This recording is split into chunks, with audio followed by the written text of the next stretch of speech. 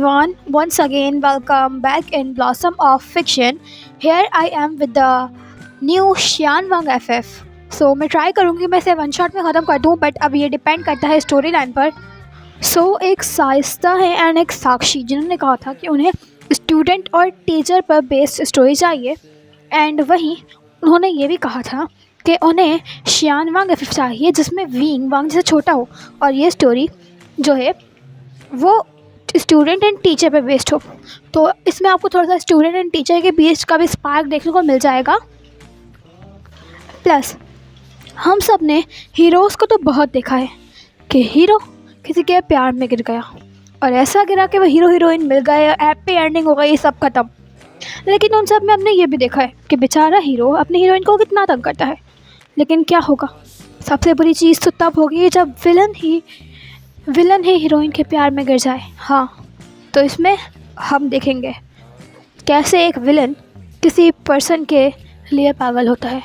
तो इसका नाम ही यही है, विलन इन लव. एंड एक और चीज़, अगर आप चाहते हैं किसी भी चीज़ पर स्टोरी बनवाना, तो आप कमेंट सेक्शन में बता सकते हैं कि आपको किस टाइप की स्टोरीज़ चाहिए. डेफिनेटली मैं आपकी स्टोरीज़ पर और आपके आइडिया पर वर्क ज़रूर करूँगी. क्या होगा, एक ऐसा पर्सन जिसके लिए पैसा ही सब कुछ है.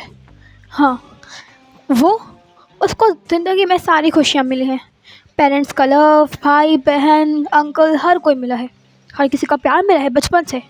जब वो किसी ऐसे शख्स से मिल जाएगा जो पावर के अंदर है, हर तरफ से उसके पास पावर है, हर चीज़ है उसके पास, हर चीज़, ऐसी कोई चीज़ नहीं जो उसके पास ना हो. जिस चीज़ पर हाथ रखते वो चीज़ उसकी हो जाए. उसे कभी प्यार नहीं मिला, वो प्यार नाम के बारे में जानता भी नहीं है. वो अगर किसी ऐसे शख्स से मिल जाएगा तो उन दोनों के बीच में क्या होगा. तो यही आज की स्टोरी है, the villain in love. And आप मुझ पर इंस्टा से कांटेक्ट कर सकते हैं, मैं उसका लिंक आपको पिन कमेंट में शेयर कर दूँगी. So let's start. एक शख्स लगभग हड़बड़ाते हुए उठता है, एंड देन वो एक दफ़ा वॉच में टाइम चेक करता है. लगभग अभी 7 बज रहे होंगे. वो एक स्माइल करता है एंड देन खुद में ही बोलता है, गुड मॉर्निंग वांग जी. ये बोलता हुआ वो अपने हैंड्स को स्क्रैच करता है, एंड देन वो अपने उस छोटे से बेड से उतरता है. एंड देन बहुत ज़्यादा कोजी सा बिल्कुल बना हुआ होता है. उसने अभी वो बनी वाली हुडी पहनी हुई होती है. एंड देन वो फ़ौरन से जाकर एक छोटा सा बात लेता है एंड अपने आप को मिरर में देखता है. फिर अपने उस 2-3 सूट्स में से कुछ सूट्स को सिलेक्ट करता है एंड पहन लेता है. फिर अपने आप को एक दफ़ा मिरर में चेक करता है. हाँ, वो ठीक लग रहा है. ये देखने के बाद वो बहुत बड़ी सी स्माइल करता है एंड देन फ़ौरन से अपनी कुछ बुक्स को उठाता है, अपने वो ग्लासेस लेता है जो अपने आईज़ पर वो वेयर करता है, एंड देन उसे अपने उस रूम से निकल जाता है. निकलने के बाद वो सबसे पहले अपनी मदर को देखता है. अपनी मदर को देख कर जाकर उनको हग कर लेता है और बोलता है, मॉम आज मेरा जाना है, मुझे न्यू कॉलेज में जाना है. इस बात पर जो उसकी मदर थी लैन जैजी, वो वांग जी की तरफ देखती हैं, उसकी फोरहेड पर एक किस करती हैं, बोलती हैं, वांग जी 26 साल के हो गए हो लेकिन अभी भी तुम्हारे बचपना नहीं गया. ये बोलते हुए वो लान वांग जी की तरफ देखती हैं. लान वांग जी बोलते हैं, यस मॉम. जल्द से बोलता हुआ वो अपनी वॉच में टाइम चेक करता है. तो बस अब उसके पास 15 मिनट बचे थे, और जैसे उसके पास 15 मिनट बचे हैं वो फ़ौरन से ब्रेकफास्ट टेबल पर बैठ जाता है जहाँ पर लगभग घर के सारे अफराद आ चुके थे. हाँ, ये है लान वांग जी, जिसके लिए उसके फैमिली के लिए मनी कमाना, पैसे कमाना ही सब कुछ है, क्योंकि वो लोग एक ऐसा मिडिल क्लास फैमिली में से आते हैं. And as a middle class person उसके लिए पैसा ही सब कुछ है, लेकिन उसके लिए जो उसकी फैमिली उसकी जान से ज़्यादा प्यारी है. हाँ, ये है लान वांग जी और उसकी ये छोटी सी फैमिली जिसमें लैन शॉन है जो उसे बहुत प्यार करते हैं, उसकी लैन जैजी जिसके सारे लाड़ हो जाती हैं, उसका वो बड़ा भाई लैन सिचैन. हाँ, लैन सिचैन जो कि वांग जी के बगैर बोले उसकी सारी बातें समझ जाते हैं. हाँ, उसके सारे नखरे भी उठाते हैं. वहीं लैन सिचैन का पार्टनर जियांग चैंग जो उसका पार्टनर इन क्राइम है. हर क्राइम में जियांग चैंग फ़ौरन से हमेशा लान वांग जी की मदद करता है. उस उसके अंकल जो कि थोड़े से स्ट्रिक्ट है, लेकिन लाल मांगजी के साथ दुनिया के बेस्ट बेस्ट बेस्ट अंकल हैं वो। और वहीं लाल मांगजी इन सब में बहुत ज़्यादा खुश है। और वहीं उसका वो लिटिल डेविल, हाँ लिटिल डेविल, लैंसी चैन और जियांग चैंग, जिन्होंने मिलकर एक लिटिल डेविल को जिसका नाम जिंगी है उसे अडॉप्ट किया है, जो कि उसके पूरे के पूरे घर में सबकी जान है। ये है लाल मांगजी की ये छोटी सी फैमिली जिसमें लाल मांगजी बहुत खुश है। वहीं लाल मांगजी के फादर जो कि एक नॉर्मल सी क्लोथ शॉप में अपने क्लोथ्स को सेल करते हैं। वहीं लाल मांगजी जो कि एक प्रोफेसर है, अभी फ़िलहाल में ही उसका ट्रांसफ़र चाइना के बिगेस्ट कॉलेज के एज अ प्रोफेसर हुआ है, यूनिवर्सिटी में एज अ प्रोफेसर अब वो जा रहा है। ये सोचे हुए लाल मांगजी खुश है क्योंकि वहाँ की सैलरी उसके पुराने उस यूनिवर्सिटी तो बेहतर ही है। ये सोचा हुआ लाल मांगजी आज हैप्पी है। और वहीं वो अपना डिनर कंप्लीट करता है एंड फ़ौरन से अपने Jiang Chang brother in law के पास आता है एंड बोलता है आचिंग। जैसे ही जियांग चैंग लाल मांगजी की ये बात सुनता है वो लाल मांगजी की तरफ देखता है और अपने आईब्रो को रेस करता है। वहीं लाल मांगजी इशारों में ही कुछ बोलता है और वहीं जियांग चैंग उसे इशारों में ही हाँ बोल देता है। और वहीं लाल मांगजी के फेस पर एक स्माइल आ जाती है। एक्चुअली वो लोग बाहर जाने का प्लान कर रहे थे। हाँ, लगभग 2 सालों में उनके पास इतने पैसे तो आ गए हैं कि वो एटलीस्ट एक दफ़ा तो बाहर जा ही सकते हैं। ये सोचते हुआ जियांग चैंग और लाल मांगजी बहुत खुश हो रहे हैं क्योंकि उनके घर वालों को पता चल गया कि वो लोग बाहर जाने का सोच रहे हैं, तो पक्का लाल मांगजी की बहुत डांट सुनने वाले हैं लाल मांगजी। ये सोचा हुआ लाल मांगजी अपनी मदर की तरफ देख रहा था और वहीं लाल मांगजी ने बोला चलो मॉम मैं जा रहा हूँ, मैं लेट हो जाऊँगा। ये बोलता हुआ लाल मांगजी लगभग घर से 8 बजे निकल चुका था। 8 बजे उसे अपने उस यूनिवर्सिटी में होना चाहिए था, लेकिन अभी वो 8 बजे अपने घर से निकला है। अब ना जाने कितना टाइम लगेगा उसे उस यूनिवर्सिटी में पहुँचने के लिए। वहीं जैसे ही लाल मांगजी बाहर निकल रहा होता है वहीं उसे पीछे से लैन जाती की आवाज़ आती है, लाल मांगजी पीछे पलट के मॉम की तरफ देखता है और बोलते हैं हाँ। वैसे ही लैन जाती बोलती है वांगजी तुम अपना बैग ही भूल गए। वांगजी पीछे देखता है और फिर उसे याद आता है ओह वो तो अपना बैग ही भूल गया। एंड देन वो बोलता है थैंक यू मॉम। ये बोलता हुआ वो लैन जैसे से अपना वो बैग ले लेता है और वहीं लैन शन बोलते हैं वांगजी ठीक से रहना, अगर तुम्हें पसंद ना आए ना तो तुम वापस आ जाना, वहाँ पर सुना है मैंने बहुत रिच लोग आते हैं। हाँ और अच्छे से रहना, तुम्हारा फर्स्ट डे है ना वहाँ पर। इस बात पर लाल मांगजी के फेस पर स्माइल आती है। बोलता है डैड मैं पढ़ने नहीं जा रहा, मैं पढ़ाने जा रहा हूँ, मैं प्रोफेसर हूँ, मैं स्टूडेंट नहीं। ये बोलता हुआ लाल मांगजी अपनी वो चिकी सी स्माइल देता है एंड देन वहाँ से निकलने लग जाता है उस यूनिवर्सिटी के लिए। एंड देन वो अपनी उस स्कूटी से अपने उस यूनिवर्सिटी का सफ़र तय करता है। And then in the end वो उस यूनिवर्सिटी के सामने खड़ा था। वो यूनिवर्सिटी वाकई में लाजवाब थी, बहुत बड़ी, बहुत ज़्यादा बड़ी। और लाल मांगजी की आंखों में स्टार्स आ चुके थे इतनी बड़ी यूनिवर्सिटी देखकर। लाल मांगजी अपने कदमों को बढ़ाता हुआ उस यूनिवर्सिटी के अंदर जा चुका था। उसने देखा कि हर तरफ रिच लोग हैं, उन लोगों ने ब्रांडेड वॉचेस, ब्रांडेड क्लोथ्स पहने हुए हैं और बस लाल मांगजी अपनी स्पार्कलिंग आई से सबकी तरफ देख रहा था। एंड देन वो इन देन प्रिंसिपल के उस रूम में जा चुका था। प्रिंसिपल से कुछ बातें हुई और वहीं लाल मांगजी को बता दिया गया कि उसे कुछ टाइम में इंट्रोड्यूस करवा दिया जाएगा स्टूडेंट से। और वहीं लाल मांगजी जो कि प्रिंसिपल के कैबिन में भी बैठा हुआ था क्योंकि प्रिंसिपल कुछ वर्क कर रहे थे। अब हम देखते हैं अदर साइड का सीन। कुछ टाइम पहले लगभग 4:30 बजे कोई शख्स अलार्म की आवाज़ से अपने उस बहुत बड़े से लग्जरियस रूम में अपनी आंखें खोलता है। वो अपने उस रूम से बिल्कुल उस बेड से उठता है और अपनी खाली और ठंडी आंखों से एक हल्का सा आसपास नज़र दौड़ाता है। एंड देन वो अपने ऑन स्लीपर्स को वेयर करता है एंड देन खड़ा होकर अपने कदमों को बढ़ाता हुआ एक दफ़ा मिरर में जाता है, खुद को देखता है एंड फिर अपने वार्डरोब में से जाकर अपने उन जिम क्लोथ्स को पहन लेता है। अपने उन जिम क्लोथ्स को वेयर करने के बाद वो अपने रूम का ही एक ट्रांसपेरेंट डोर ओपन करता है। उस डोर को ओपन करने के बाद वो अंदर जाता है जहाँ पर ना जाने कितनी ज़्यादा मशीन्स थी। वो उस रूम में जाने के बाद लगभग 1 घंटे तक अपना वो वर्कआउट करता है।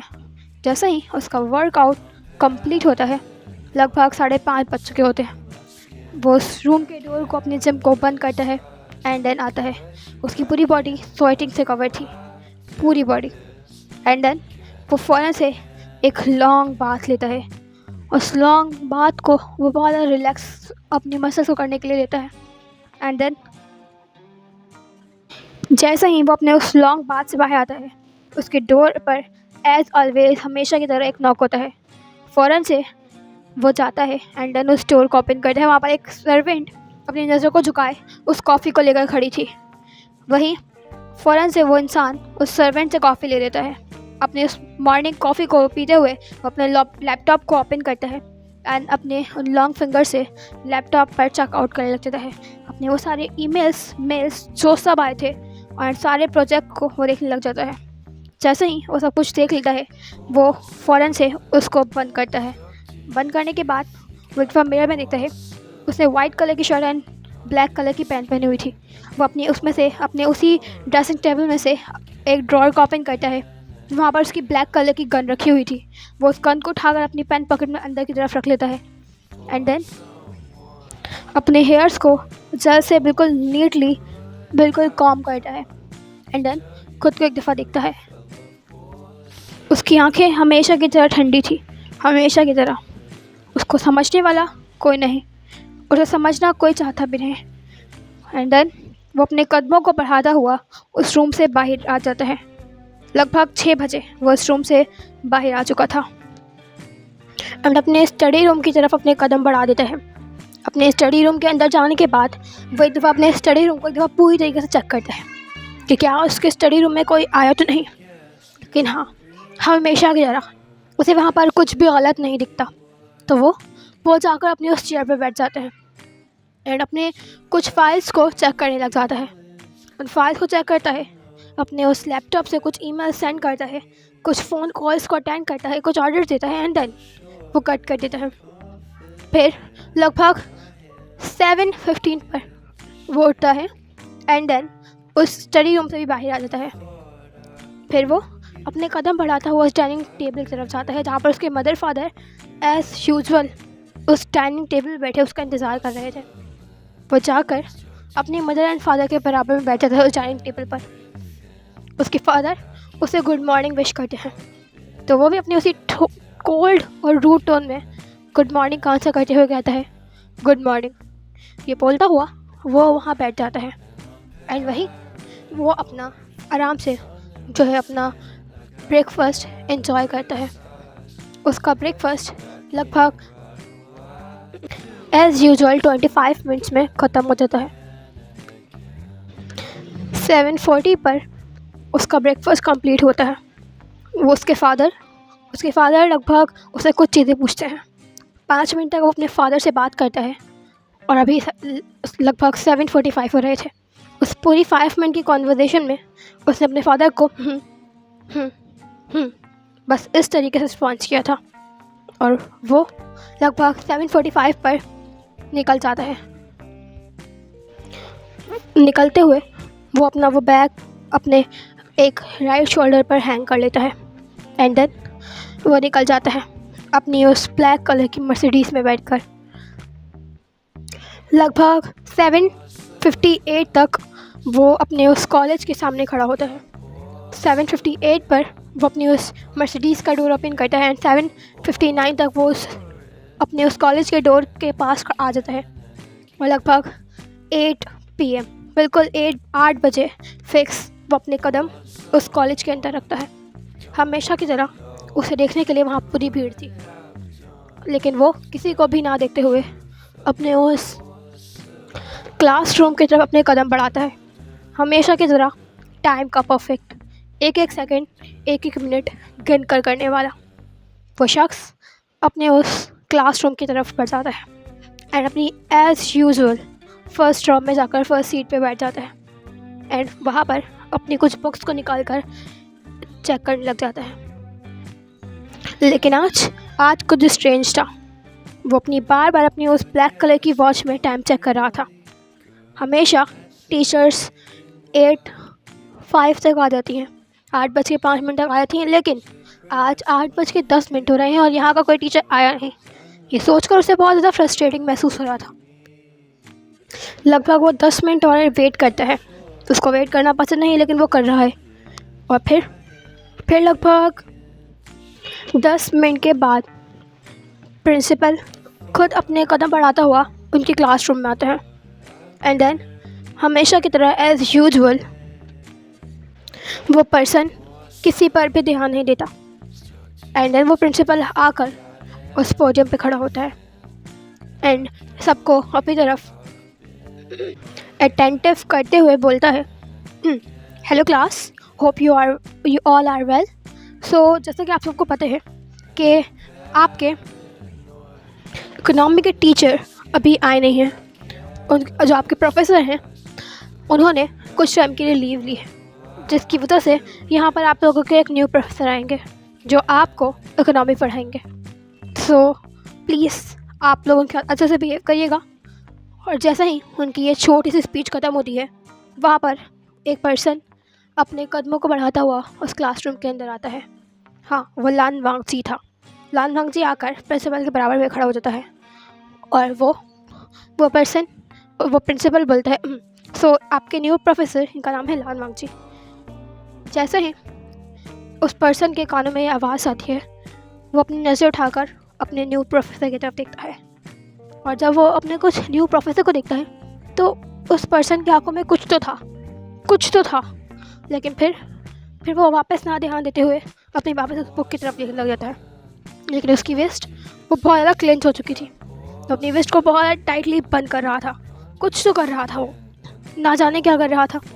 और वहीं वो प्रोफेसर लान वांगजी वो उस पोडियम पे खड़े होते हैं और अपनी वही स्माइल देते हुए कहते हैं जिस पर ज़्यादातर लोगों का दिल फ्लैट हो चुका था। बोलते, हेलो गाइस, मेरा नाम लान वांगजी है और मैं आपका न्यू इकोनॉमी का टीचर हूँ। जैसे ही उस पर्सन के कानों में अपने न्यू प्रोफेसर की आवाज़ आती है, वो एक दफ़ा फिर से एक डीप शायर करता है, अपनी नज़रें उठाकर अपने उस प्रोफेसर की तरफ देखता है। एंड देन बस वो अपने उस न्यू प्रोफेसर की वो गोल्डन आई सी देख रहा था और बस वो देखता ही रह गया था। फिर उसने वापस अपनी नज़र नीचे कर ली और अपनी उस बुक की तरफ देखने लग गया। अभी वो अपना माइंड डाइवर्ट करना चाहता है और वहीं वो प्रोफेसर कुछ और बातें करता है और वो प्रिंसिपल वो भी अब उस क्लासरूम से जाने वाला था। और वहीं लान वांगजी वो अपने बारे में स्टूडेंट्स को बहुत कुछ बता रहा था। और वहीं वो पर्सन जो कि अपनी बुक्स के अंदर देख रहा था, उसको लगता है कि उसके पेन पॉकेट में कुछ रिंग कर रहा है। वो पर्सन जिसने अपना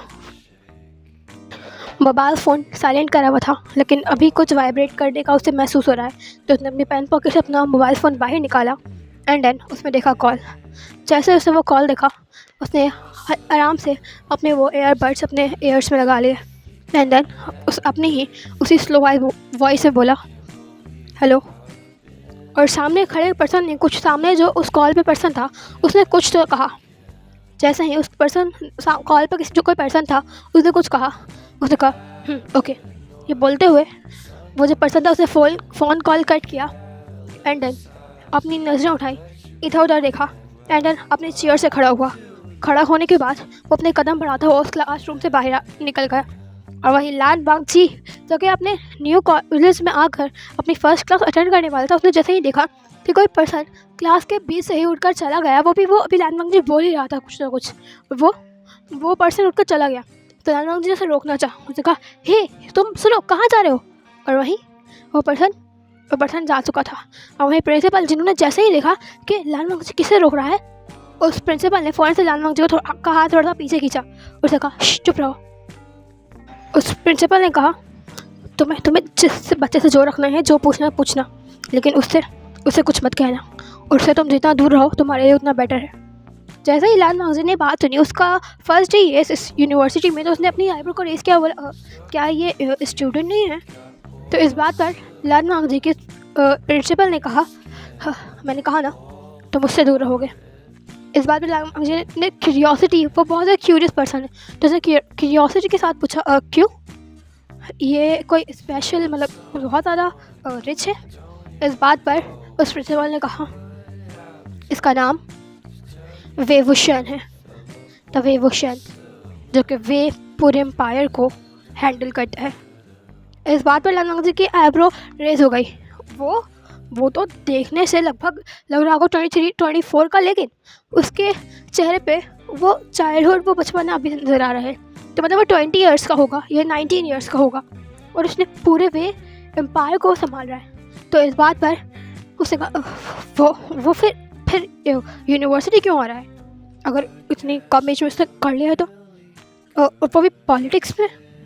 इस बात पर उस प्रिंसिपल ने कहा, देखिए प्रोफेसर लानवांग जी, मैंने कहा ना आपको, जिस स्टूडेंट ने जो भी रखने रखे हैं, लेकिन इससे आप दूर रहिएगा, इसकी नज़रों में कभी मत आइएगा। एक दफ़ा अगर आप इसकी नज़रों में आ गए ना तो आपकी ज़िंदगी का क्या हाल होगा, और आपको कोई नहीं बचा पाएगा, लिटरली कोई भी नहीं।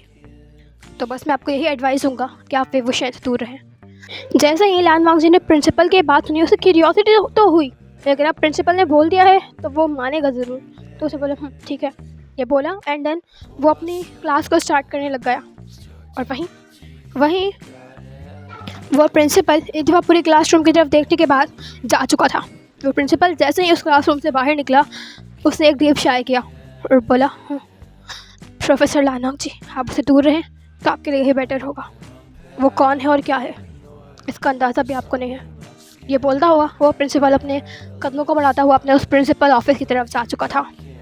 और वहीं प्रोफेसर लानवांग जिन्होंने अपनी क्लास स्टार्ट कर दी थी, वो बहुत ज़्यादा अच्छे मिजाज के थे। उनकी पर्सनैलिटी बहुत अच्छी थी, हर कोई उनकी हम्बलनेस की वजह से उनसे अट्रैक्ट हो रहा था। और वहीं लानवांग जी जो कि हर स्माइल के साथ हर किसी के उन डाउट्स को सॉल्व कर रहे थे, और जो स्टूडेंट्स हैं उनका भी दिल लग रहा था लानवांग जी की इन क्लासेस में, क्योंकि वो और प्रोफेसर की तरह खड़ूस नहीं थे बिल्कुल भी। और वहीं वींग द वे वुशन, जो कि किसी फ़ोन कॉल की वजह से उस क्लासरूम से बाहर आया था, वो फ़ौरन से उस कॉलेज से बाहर निकला, उस यूनिवर्सिटी से बाहर निकला, एंड देन उसने पलट कर एक बार उस यूनिवर्सिटी को देखा, एंड देन उसकी आंखों के सामने वही गोल्डन आइस आई। उसने जैसे ही उन गोल्डन आइस के बारे में सोचा, उसने अपनी आंखों को टाइटली बंद कर लिया, बिल्कुल टाइटली, और एंड अपने वो हाथ को बिल्कुल बहुत टाइटली अपने विस्ट को क्लेंच किया, मुट्ठी बनाई, एंड देन अपने उस मर्सिडीज़ के ऊपर बहुत ज़ोर से मारा। इतना ज़ोर से मारा कि वहाँ पर जो सिक्योरिटी गार्ड थे वो भी काँप चुके थे, लेकिन वो द वे वुशन को कुछ नहीं बोल सकते। और वहीं उसने एक अजीब सा शाय किया, बोला, नहीं, ओह नहीं, अभी नहीं, अभी बिल्कुल नहीं। ये बोलता हुआ वे वुशन अपनी उस मर्सिडीज़ में बैठ चुका था। उसके हाथों में चोट तो लगी होगी, लेकिन क्या उसे इतनी छोटी चोट से डर लगने वाला था, इतनी छोटी सी चोट से दर्द होने वाला था? बिल्कुल भी नहीं। ये सोचता हुआ उस मर्सिडीज़ में बैठ चुका था, एंड देन उसमें उसने एक मास्क और एक हैट निकाल कर लगा लिया था। फिर वो किसी अंडरग्राउंड जगह पे जाने लग गया। वो टनल का रास्ता था, वो टनल से अपनी मर्सिडीज़ को बहुत तेज़ स्पीड के साथ भगाता हुआ कहीं जा रहा था। उस टनल में अंदर और अंदर जा रहा था, एंड देन एक पॉइंट पर आकर उसने अपनी कार को रोक दिया, एंड देन वो उस कार से निकलने के बाद उसने देखा अपने असिस्टेंट की तरफ, उसका असिस्टेंट शुयांग। उसने शुयांग की तरफ देखा, एंड देन शुयांग ने अपने उस बॉस को उनका वो लॉन्ग कोट दे दिया, एंड देन फ़ौरन से वे वुशन ने उस लॉन्ग कोट को वेयर कर लिया, एंड देन वो अपने कदमों को बढ़ाता हुआ उस बहुत बड़े से घर में, खैर बोल सकते विला था या क्या था, लेकिन बता नहीं जा सकता, वो उसमें चला गया। जाने के बाद उसने अपनी नज़रों को आसपास दौड़ाया, तो वहाँ पर बहुत सारे बॉडीगार्ड्स, बहुत सारे लोग थे जिनके हाथों में गन्स थी, बहुत सारी गन्स। और वही वो अपने कदमों को बढ़ाता हुआ जाकर एक चेयर पे बैठ गया। उसके सामने एक पर्सन था जिसकी आंखों में पट्टी बनी हुई थी, एंड देन वे वुशन ने अपने उसी कोल्ड और डीप वॉइस का इस्तेमाल करते हुए कहा, क्या बताया है इसने? इस बात पर जो उस चेयर पे पर्सन बंधा हुआ था, उसकी आंखों पर पट्टी बनी हुई, उसके बराबर में एक बॉडीगार्ड खड़ा था। उसने कहा, इसने ये कुछ बोल नहीं रहा। ये बोलते हुए उसने उस पर्सन जो चेयर पे बंधा हुआ था उसको एक बार फिर से उसके हेड पर हिट किया और बोला, बताओ बॉस आ गए, जल्दी बोलो, अपना मुँह खोलो वरना तुम जान से जाओगे। जैसे ही उस पर्सन के कानों में ये आवाज़ गई, जो पर्सन उस चेयर पे बंधा हुआ था, उसने कहा, बॉस आ गए, माफिया किंग। और जैसे ही वे वुशन ने इसकी ये आवाज़ सुनी, उसके चेहरे पे अभी भी कोई भी एक्सप्रेशन नहीं आए थे, एंड देन उसने बस उस पर्सन की तरफ देखा और अपने डीप वॉइस में कहा, किसके लिए काम करते थे? इस बात पर उस पर्सन ने कुछ भी नहीं कहा, कुछ भी नहीं। उसने कहा मैं किसी के लिए काम नहीं करता था, मैंने कुछ भी नहीं किया। और वहीं वेवोशन ने एक बार उसे ऊपर से नीचे तक देखा एंड देन अपनी ऐसी डीप वॉइस में कहा, इसकी आंखों से इसकी पट्टी खोलो। जैसे ही इसने ऐसा कहा, वो जो बॉडीगार्ड उसके बराबर में खड़ा हुआ था, उसने फ़ौरन से ब्लाइंड फोल्ड उसके उस सामने पर्सन जो बंधा हुआ था उस चेयर पे, उसके आंखों से उस ब्लाइंड फोल्ड को हटा दिया। एंड वही वो पर्सन जो बंधा हुआ था, उसने जैसे ही माफिया किंग को अपने सामने देखा, वो बिल्कुल कांपने लग गया था, लेकिन अभी वो कांप नहीं सकता। उसने कहा मैंने कुछ नहीं किया, मैंने पक्का कुछ नहीं किया, कुछ भी नहीं किया। और वहीं वेवोशन जो उसे पूरी तरीके से देख रहा था, उसने देखा और अपने एक हाथ को आगे कर दिया। उस हाथ पर किसी ने बहुत सा शार्प नाइफ़ रखा था, बहुत शार्प नाइफ़। जैसे ही वो जो पर्सन बंधा हुआ था, उसने उस शार्प नाइफ़ को देखा। वो था शू लिन, जो कि विंग की कंपनी में काम करता था, और उसने कुछ एरर करने की कोशिश की। और वेवोशन उस एरर के बारे में जान चुका था, और इतना भी जान चुका था कि पर्सन किसी के लिए काम करता है, किसी ने तो भेजा है इस पर्सन को। और वहीं विंग के हाथों में वो शार्प नाइफ़ था। उसने उस शार्प नाइफ़ को एक वक्त देखा पूरी तरीके से एंड अपने उस चेयर से खड़ा हो गया। उसने एक कदम बढ़ाता हुआ वो उस पर्सन के पास आया, और वो पर्सन जिसके हाथ पाँव बंधे हुए थे, वो बस डर रहा था। उसने बोला मैंने कुछ नहीं किया, मैंने नहीं किया। और वहीं विंग जिसने उस नाइफ़ को उठाया एंड देन धीरे धीरे वो उस पर्सन के फेस पर उस नाइफ़ से हल्के हल्के टच करने लग गया। और उसने कहा ठीक है, तुमने मेरा फेस तो देख लिया है, तो अब तुम्हारा यहाँ रहने का कोई भी फ़ायदा नहीं है।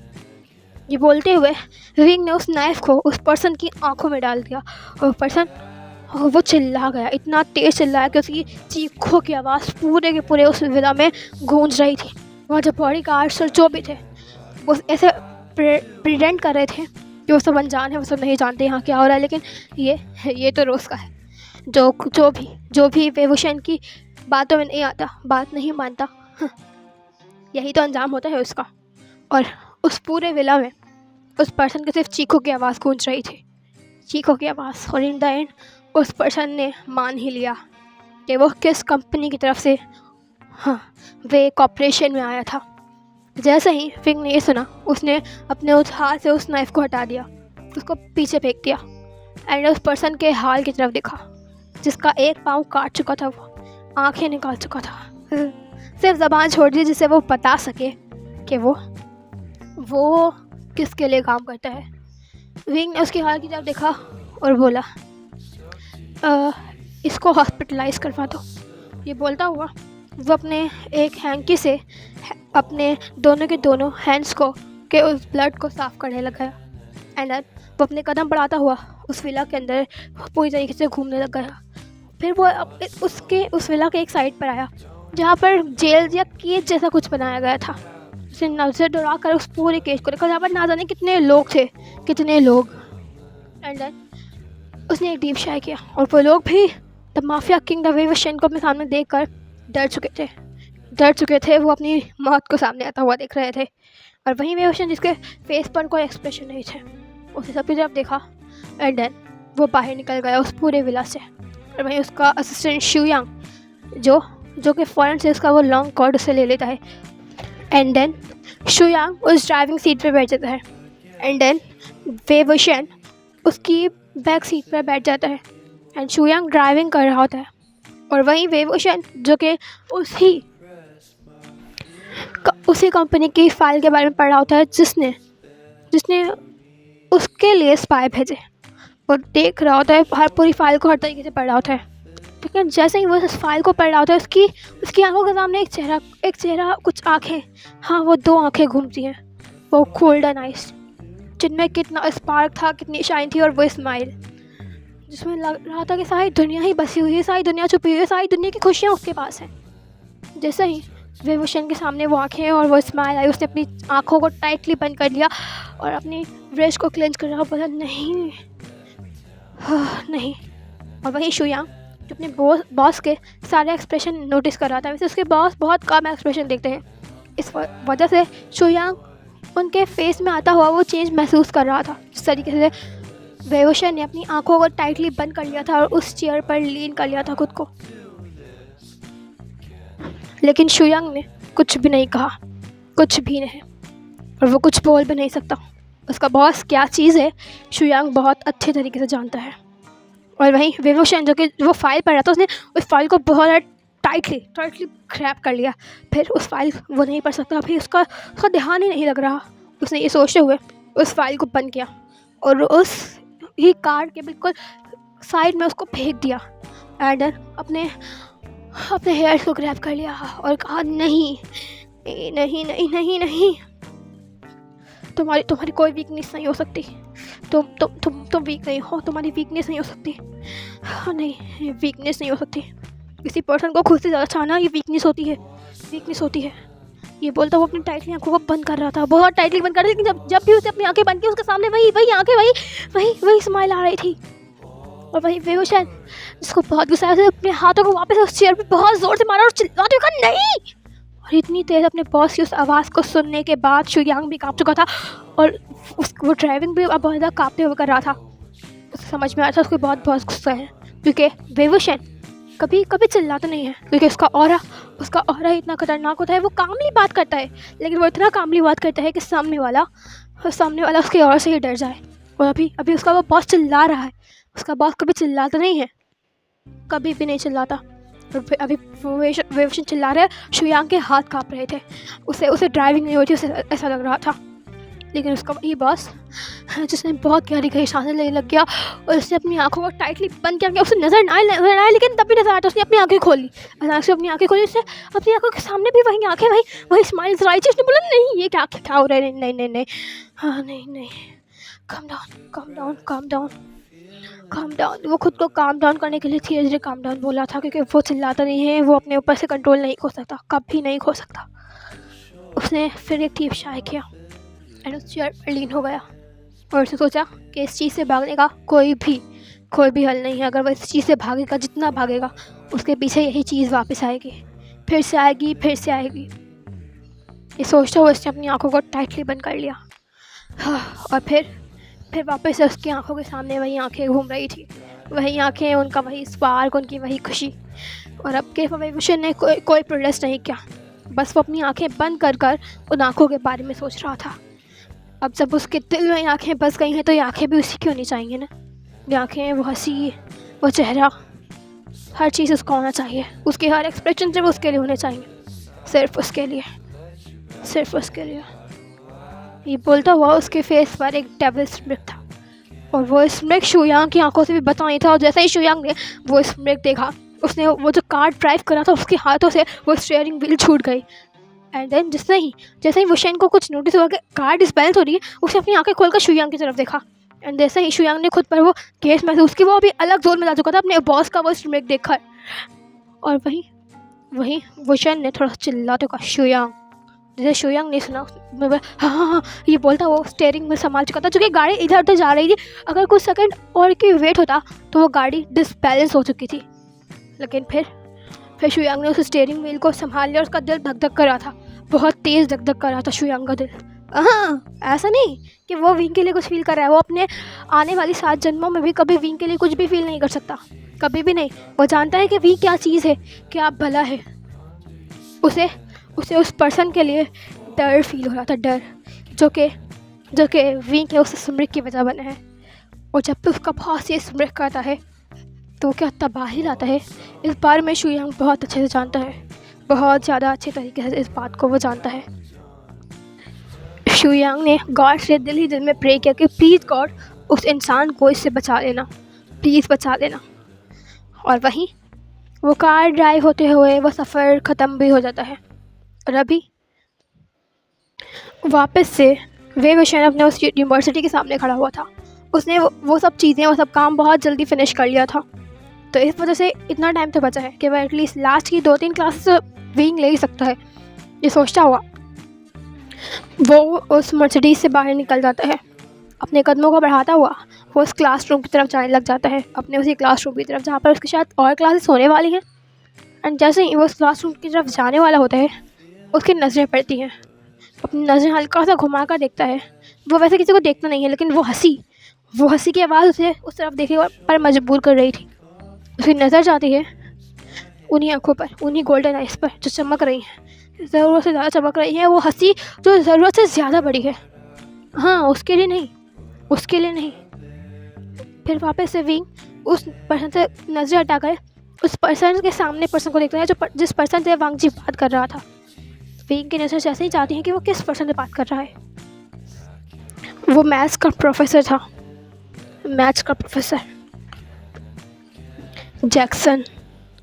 एक दफ़ा विशन अपनी उन कोल्ड आइज से जैक्सन की तरफ देखता है, ऊपर से नीचे तक। जैक्सन को जो अभी वांग से बहुत इंटरेस्ट लेकर बातें कर रहा था, क्योंकि वो उसका न्यू प्रोफेसर है और वांग जी का नेचर ही ऐसा है, इतना कूल, इतना चेयरिंग, कामिंग। और जैक्सन को भी बहुत मज़ा आता वांग जी से बात करने में, as a friend, just friend, क्योंकि जैक्सन के पहले से कोई गर्लफ्रेंड है। वहीं जैक्सन को कुछ लगता है, कुछ अजीब फील होता है। और सारे लोग एक डायरेक्शन में देख रहे हैं। तो फिर जैक्सन भी अपनी नज़रों को घुमाकर फ़ौरन से वहाँ देखता है जहाँ पर उसे कुछ कोल्डनेस का एहसास हुआ था। जैक्सन जैसे ही देखता है वो पर्सन, वो शैन उसे घूर रहा है।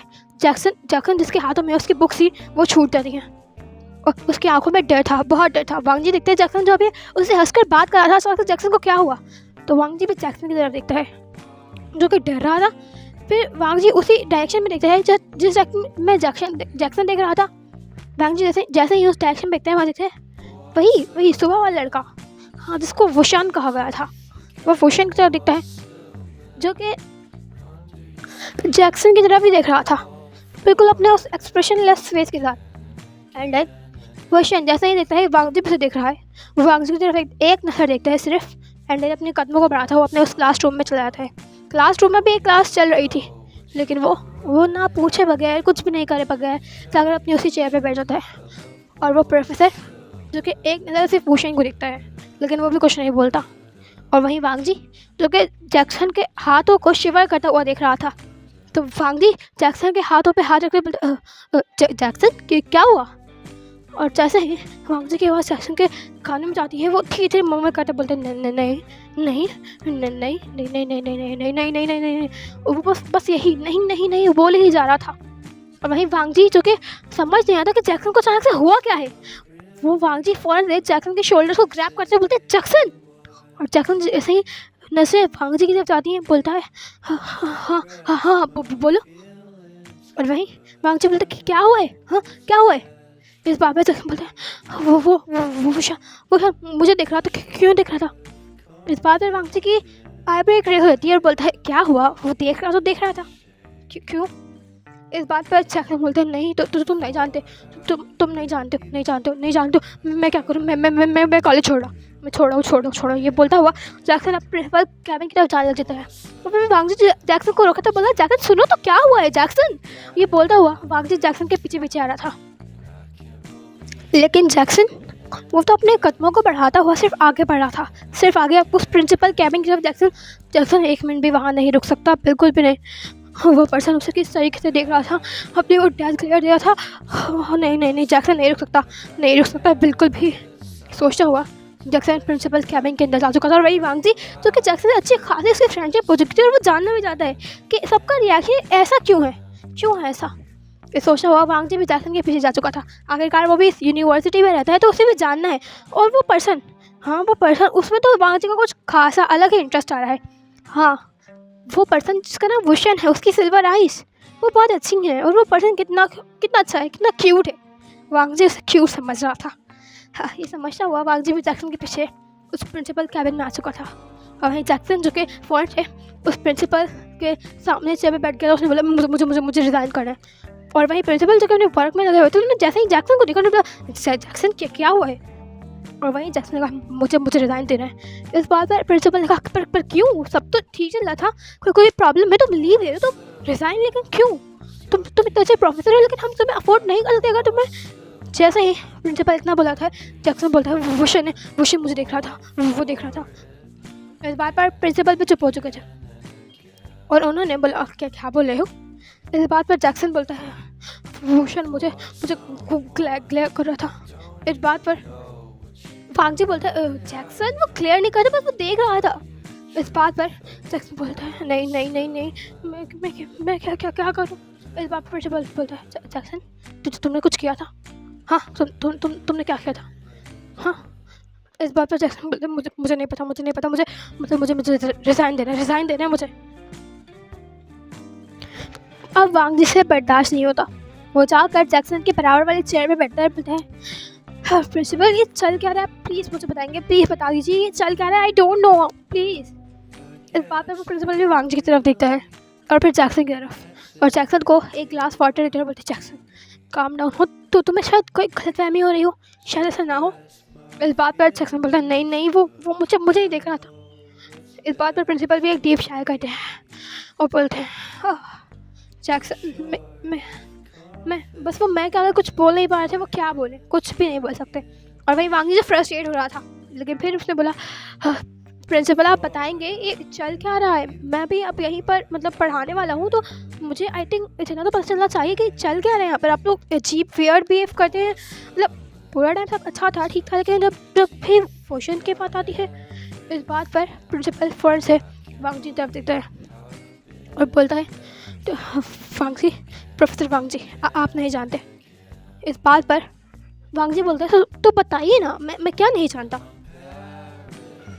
इस बात पर प्रोफेसर एक डीप शायर करते हैं और बोलते हैं आपको पता होना चाहिए, आप यहाँ पढ़ाने वाले, तो आपको भी शायद इस सब चीज़ों से थोड़ा सा अवेयर होना चाहिए।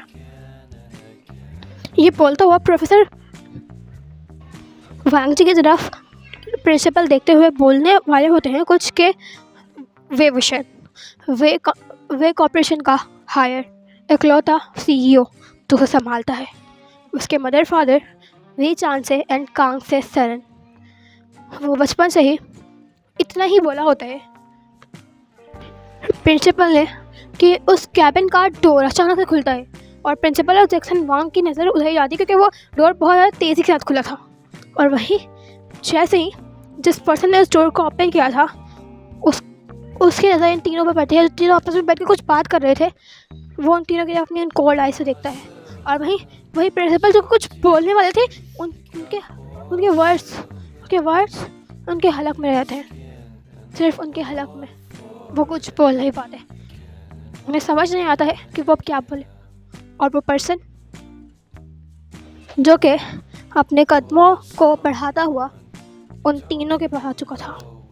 और वहीं प्रिंसिपल जो कि अपने चेयर से खड़े हो गए थे, जैक्सन वांग पे खड़े हो गए थे, लेकिन वांग जी वो भी बैठा हुआ था, वो तो स्टूडेंट है ना जो आया है। और भूषण जो कि अभी उस कैबिन के अंदर आया था, उसने अपनी कोल्ड आई से एक दफ़ा प्रिंसिपल की तरफ देखा एंड देन एक दफ़ा जैक्सन वांग की तरफ एंड देन उन दोनों की तरफ देखने के बाद उसने एक नज़र लान वांग जी की तरफ देखा, उसकी उन्हीं गोल्डन आइज़ को देखा जो कि अभी कंफ्यूज थे। और वांग जी को अजीब सा कुछ डर लग रहा था। वांग जी नहीं जानता उसे सामने खड़े पर्सन के ऑरा से डर क्यों लग रहा है, शायद इस वजह से क्योंकि ये लोग डर रहे हैं इस पर्सन से। हाँ, वांग जी ने सुबह से वुशन से इतना सुन लिया है कि वांग जी को यही लग रहा है। ये सोचते हुआ वांग जी एक कदम पीछे हो चुका था। और वहीं प्रिंसिपल ने अपनी आवाज़ को थोड़ा ठीक करके कहा वुशन तुम। और वहीं वुशन जब भी वांग जी को देखा था पूरे अच्छे तरीके से, उसकी नज़र फ़ौरन से अपने उस प्रिंसिपल की तरफ गई।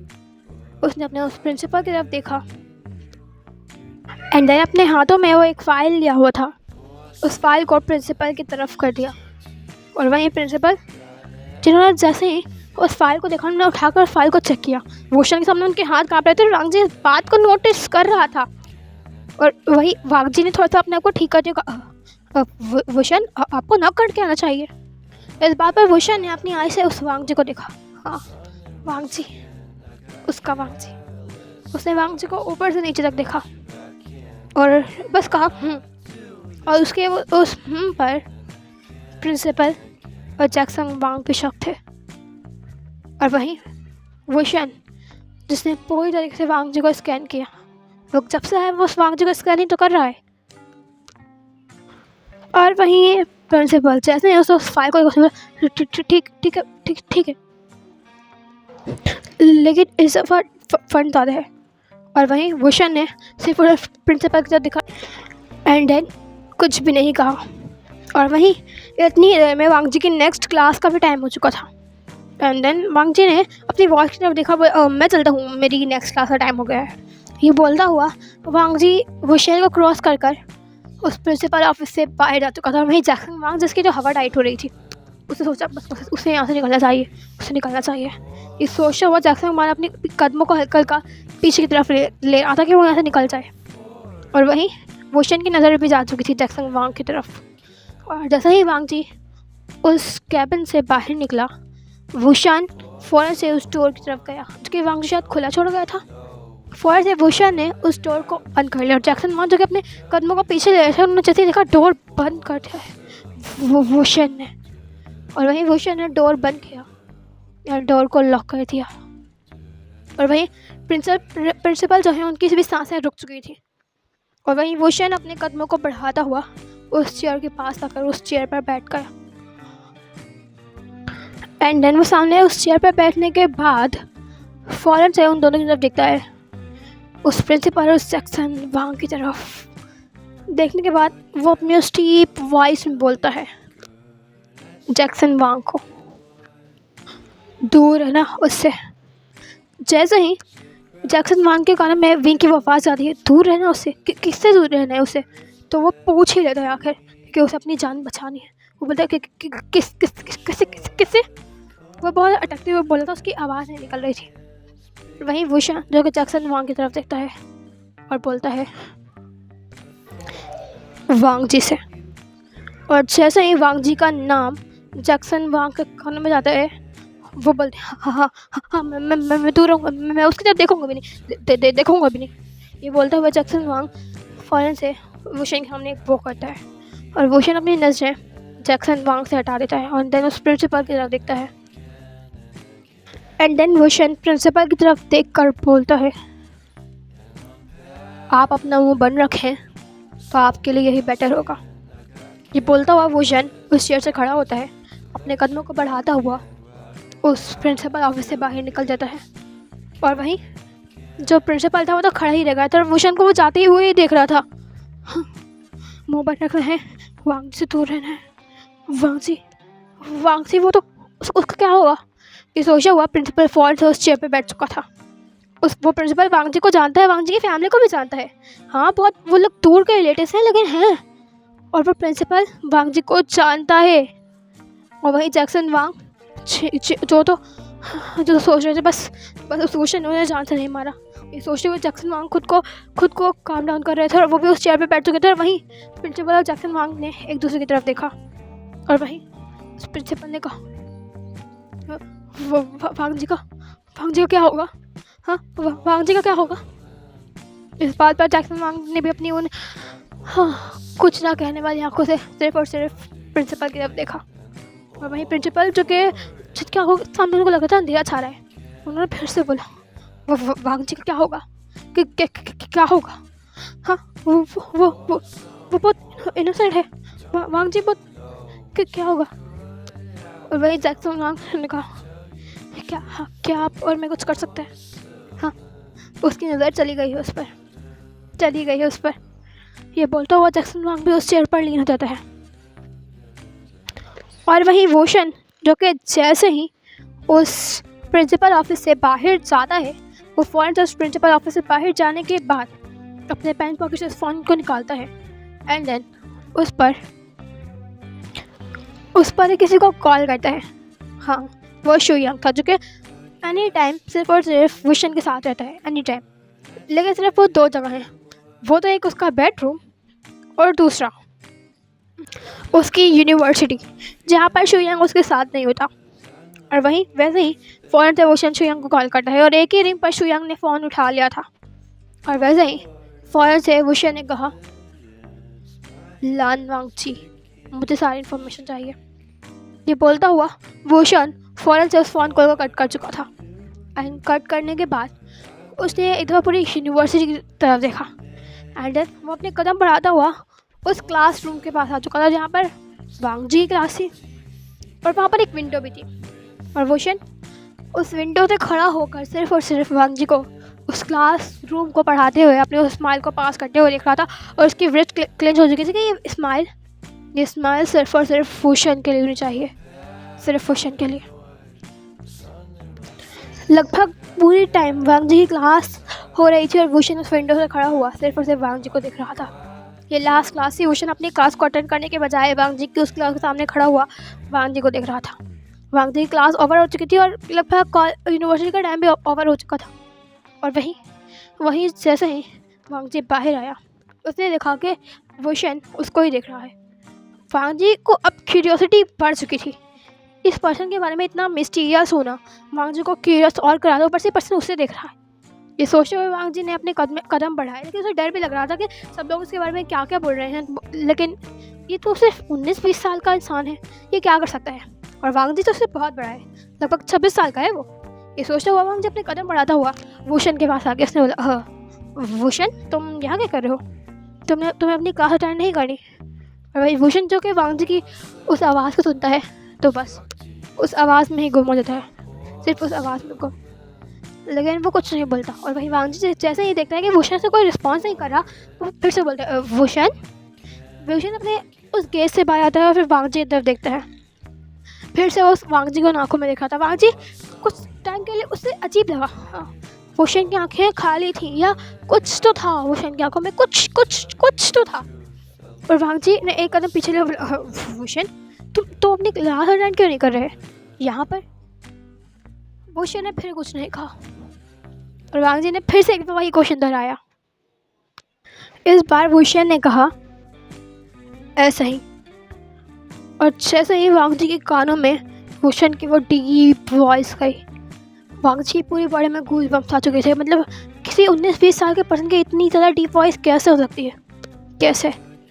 और अगर वांग जी से गौर से देखे तो वो कहीं से भी बच्चा नहीं लगता वांग जी को, लेकिन उसके फेस की वो मासूमियत, वो इनोसेंस शायद वांग जी को बता रही होती कि वो 19-20 साल का होगा ही, और वो ऐसे भी वो उस यूनिवर्सिटी में आ रहा है। लेकिन उसकी पर्सनालिटी कहीं से भी वो 19 या 20 वाले बच्चों वाली नहीं लग रही थी। वांग जी ने बोला, हाँ भूषण तुम्हें अपनी स्टडीज़ को थोड़ा सा फोकस करना चाहिए। उस टाइम मैंने देखा तुम मेरी क्लास छोड़कर चले गए थे, तो आई थिंक तुम्हें स्टडीज़ में ज़्यादा ध्यान देना चाहिए। आई नो तुमने पूरी की पूरी वे कंपनी को हैंडल किया हुआ है, लेकिन अगर तुम पॉलिटिक्स में जा रहे हो तो तुम थोड़ा सा उसमें अच्छे तरीके से आई थिंक तुम्हें अपना कंसंट्रेशन देना चाहिए। इस बात पर भूषण सिर्फ वांग जी की तरफ देखता है और बस रिस्पॉन्स करता है। और वहीं वांग जी तो इस पर्सन को देख रहा था जो कि 2 से 3 वर्ड ज़्यादा कुछ बोलता ही नहीं है। एंड देन वांग जी बोलते हैं, ओके मैं चलता हूँ। ये बोलता हुआ वांग जी अपने कदम बढ़ाता हुआ वहाँ से जाने लग जाता है, क्योंकि अब वो उस सामने भूषण की उस आँखों का प्रेशर फील नहीं करना चाहता था अपने ऊपर। वांग जी बस भूषण की उन आँखों को सोच रहा था। उन सिल्वर आइस का प्रेशर वांग जी ऊपर कितना ज़्यादा था। वांग जी खुद कुछ टाइम के लिए नर्वस हो चुका था। वो पर्सन तो कभी जल्दी नर्वस नहीं होता, वो नर्वस हो रहा था। ये सोचता हुआ वांग जी स्माइल करता है और अपने कदमों को बढ़ाते हुए वो जाने लग जाता है। वो जा रहा होता है और भूषण उसके पीछे पीछे चल रहा होता है। वांग जी 1 कदम, भूषण उसके पीछे 2 कदम।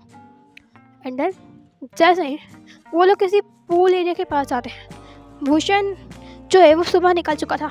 एंड जब उसके बाद जब वो आया था क्लास अटेंड करने के लिए, उसने अपने मोबाइल में देखा था जहाँ पर आई थिंक वांग जी गया था। हाँ, उस पूरे के पूरी यूनिवर्सिटी में उसके कैमरास लगे हुए हैं, तो उसने प्रिंसिपल कैबिन का फुटेज चेक किया जहाँ पर अभी अभी वांग जी गया था। तो उसने देखा कि प्रिंसिपल कुछ तो कह रहा है वांग जी से, और वो जैक्सन वांग के उस घबराते हुए चेहरे एंड देन वांग जी कुछ क्वेश्चन पर समझ चुका था कि हाँ पक्का ये प्रिंसिपल वांग जी को कुछ ना कुछ तो बताने वाला है। ये सोचता हुआ भूषण वहाँ चला गया था। तो ज़्यादा लोगों ने भूषण की प्रेजेंस महसूस नहीं की थी। हर कोई तो यही जानता था कि भूषण सुबह जा चुका है, सुबह।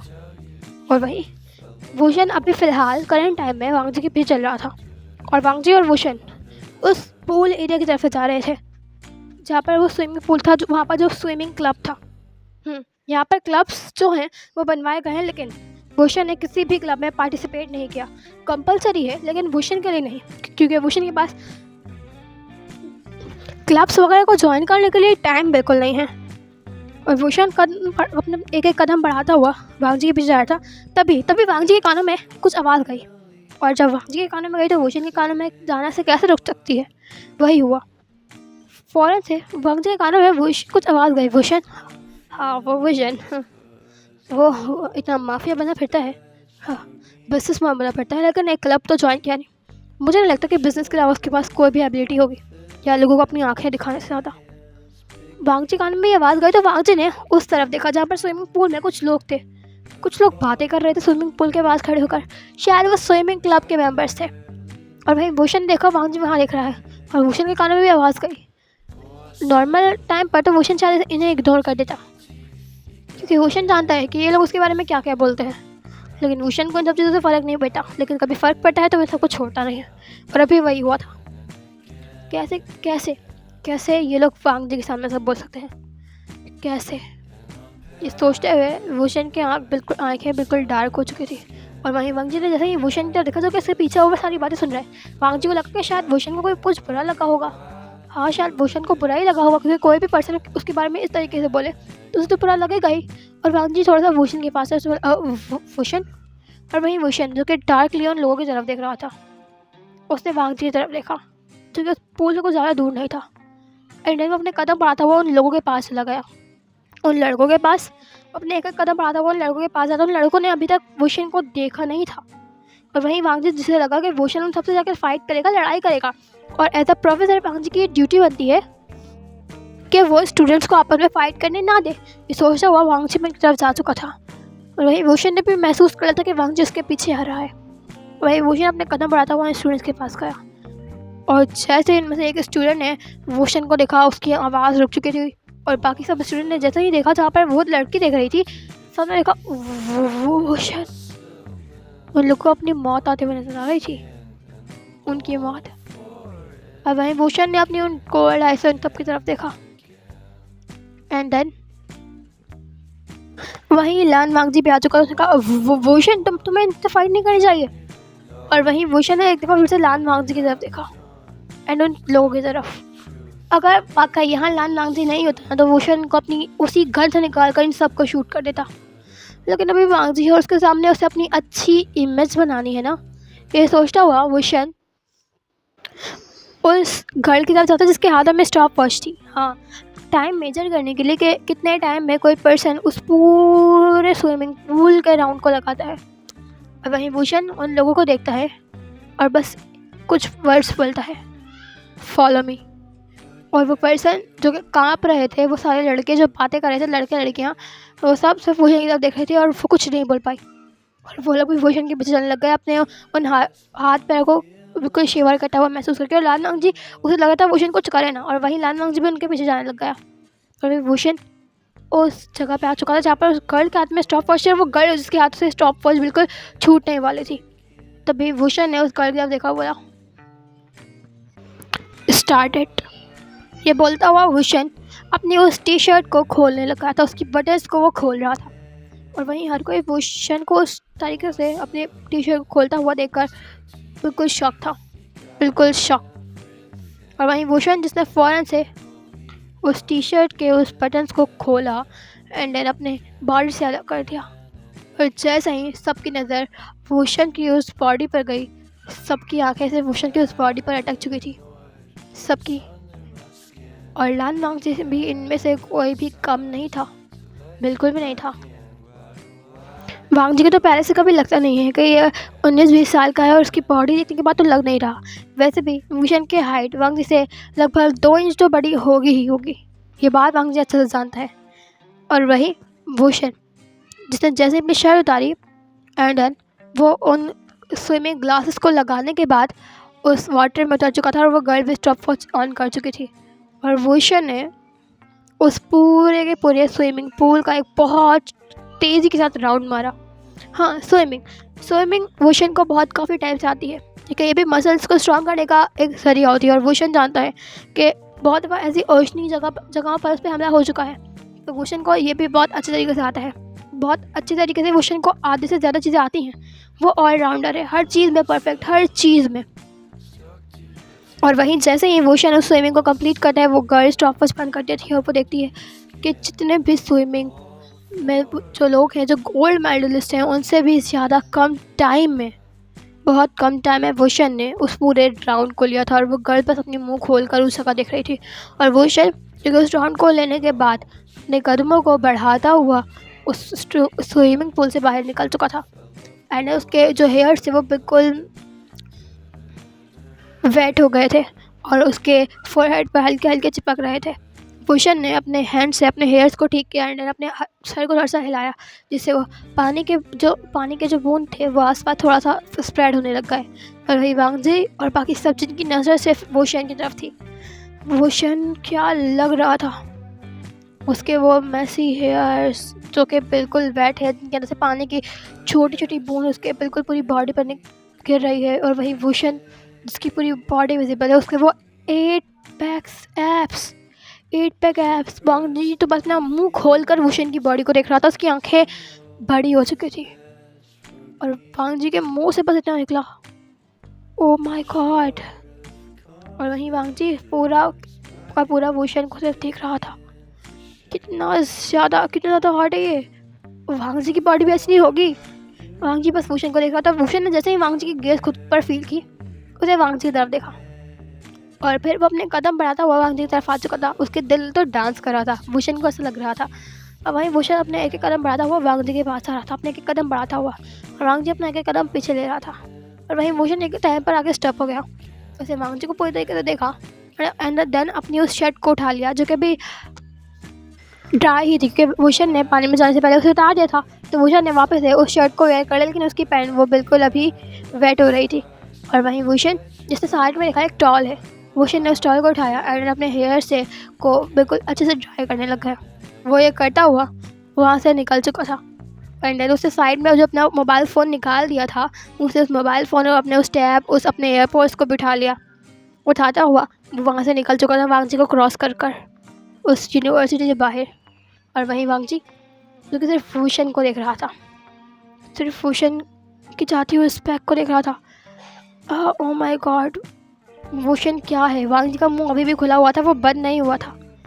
और वही जो एक लड़की थी जिसने आगे वांग जी का मुंह बन के बोला, सर वो मैं जानती हूँ बहुत हड़े। जैसे ही वांग जी ने उस गर्ल की तरफ देखा, उसने वो ही बोलता हुआ वांग जी एम्बैरेसमेंट के मारे वहाँ से निकल चुका था। वही वुशन जो वहाँ से जा रहा था, यूनिवर्सिटी से निकल रहा था, उसके फेस पर एक स्माइल थी, बहुत लाइट सी स्माइल, लेकिन वह स्माइल कर रहा था। और जैसे ही वहाँ से बाहर निकला, उसने देखा उसकी मर्सिडीज़ बाहर ही खड़ी है और शुयांग उसके अंदर ही बैठा हुआ है। एंड देन फौरन से वुशन उस अपनी कार के अंदर बैठ गया। आज वो पूरे 5 मिनट लेट था। हाँ, उस स्विमिंग की वजह से लेट था, लेकिन शुयांग क्या कुछ बोल सकता है? कुछ भी नहीं। शुयांग तो खुद हैरान था कि आज उसके बॉस पूरे 5 मिनट लेट है, लेकिन उसे कुछ भी नहीं कहा, वो कुछ बोल भी नहीं सकता। ये सोचता हुआ हाँ, वो अभी उस कार को ड्राइव कर रहा था। और वुशन जिसके हाथों में एक पूरी फाइल थी, वो पूरी फाइल जिसमें वांग जी का पूरा बायोडेटा था। वांग जी को क्या खाना पसंद है, क्या पहनता है, कहाँ सोता है, कब सोता है, हर चीज़ उसमें हर चीज़ मेंशन थी। उसके घर में कौन है, उसके घर में कौन कौन है, किसका किसका रिलेशनशिप है, और सब कुछ था।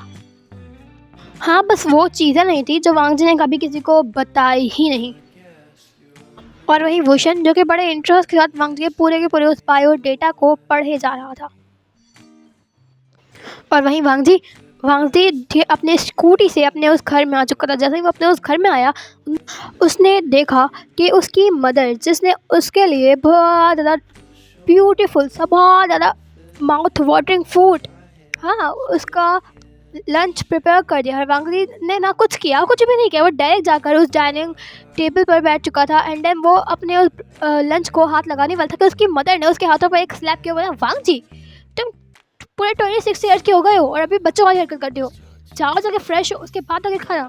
इस बार में वांग जी ने अपनी मदर की तरफ देखा है, पावर करने वाला, मदर प्लीज़ खाने देना, ये कितना अच्छा लग रहा है, मुझे वेट नहीं हो रहा। इस बात पर लैन शुआन ने पीछे से आते हुए कहा, क्या हुआ लैन जैसी, खाने दो ना उसे, क्या हो गया, खाने दो। ये बोलते हुए लैन शुआन भी लान वांग जी के बराबर में आके बैठ चुके थे। और वही फौरन से लैन जैसे चिल्लाते हुए कहा, मैंने कहा लान वांग जी जाओ और अपने आप को पहले फ्रेश करके आओ, यक कितनी खराब स्मेल आई है तुम्हारे पास से। और वही वांग जी ने अपनी आइज़ को बिल्कुल छोटा छोटा करते हुए कहा, मदर स्मेल क्यों आ रही है। उसने अपने आप को हल्का स्मेल करते हुए कहा, मदर कहाँ स्मेल आ रही है, ठीक तो हूँ। इस बात पर लैन जैसे चिल्लाते कहा, लान वांग जी मैंने क्या कहा, जाओ। और वहीं लाल वांग जिसने बोला जा रहा हूँ ये बोलता हुआ वांग जी वहाँ से उड़ चुका था एंड अपनी आइज़ को रोल करता हुआ वो अपने रूम में जा चुका था अपने आप को पूरी अच्छे तरीके से रेडी करने के लिए। वरना उसकी मॉम उसे कितना सुनाएंगी ये बात वांग जी अच्छे तरीके से जानते हैं। उनका घर इतना मतलब इतना ज़्यादा बड़ा नहीं है लेकिन इतना है कि उसमें वो लोग रह सकते हैं, आराम से रह सकते हैं। उनके पास उनका कोई पर्सनल इतना रूम नहीं है लेकिन फिर भी इतना तो है कि वांग जी आराम से रह सकता है। वांग जी ने लगभग जल्दी अपने शावर को कंप्लीट किया, अपने आप को देखा एंड देन उसने एक टॉल से जल्दी अपने हेयर्स को ड्राई किया। वो कम्प्लीटली ड्राई भी नहीं हुए थे कि वांग जी ने उस टॉल को अपने उसी बेड पर फेंका एंड देन वो फ़ौरन से भागते हुए स्टेयर से नीचे आ चुका था जहाँ पर जियांग चैंग और लैन से चैन भी आकर उस डाइनिंग टेबल पर बैठ चुके थे। एंड वहीं फ़ौरन से लान वांग जी अपने कदमों को बढ़ाता हुआ नीचे आया एंड जाकर डाइनिंग टेबल पर बैठ गया। बैठने के बाद उसने फ़ौरन से एक एप्पल का पीस अपने मुंह में डाल दिया, बोला मदर जल्दी करे ना, जल्दी लीजिए मुझे।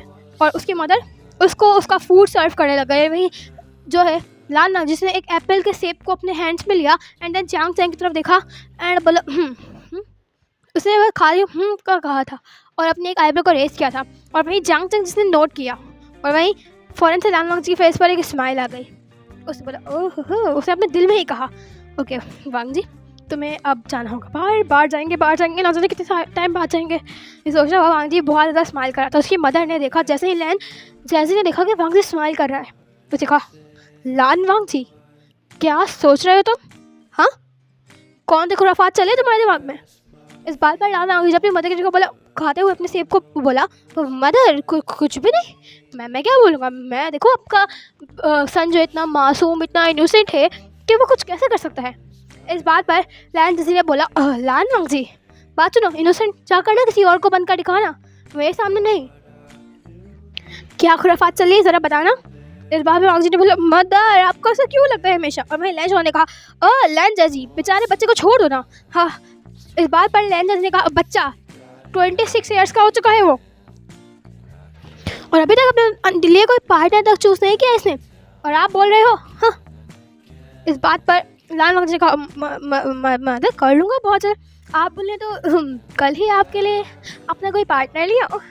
इस बात पर फ़ौरन से लैन जैसे ने कहा हाँ ले आओ, पूरे 26 साल के हो गए हो। इस बात पर लान वांग जी फेस पर स्माइल आ गया। इसने बोला मदर मैं तो सोच रहा हूँ कुछ। इस बात पर लैन जल्दी फ़ौरन से लान वांग जी के बराबर में बैठ गया, बोला क्या सोच रहे हो? हाँ मेरा सन लो आएगा या फिर डर रही लो। इस बात पर लान वांग जी अपनी मदर की तरफ देखा, बोला मदर मैं से नहीं सोच रहा, मैं सोच रहा हूँ कि मैं उससे ज़्यादा कोई पार्ट टाइम जॉब भी कर लूँ।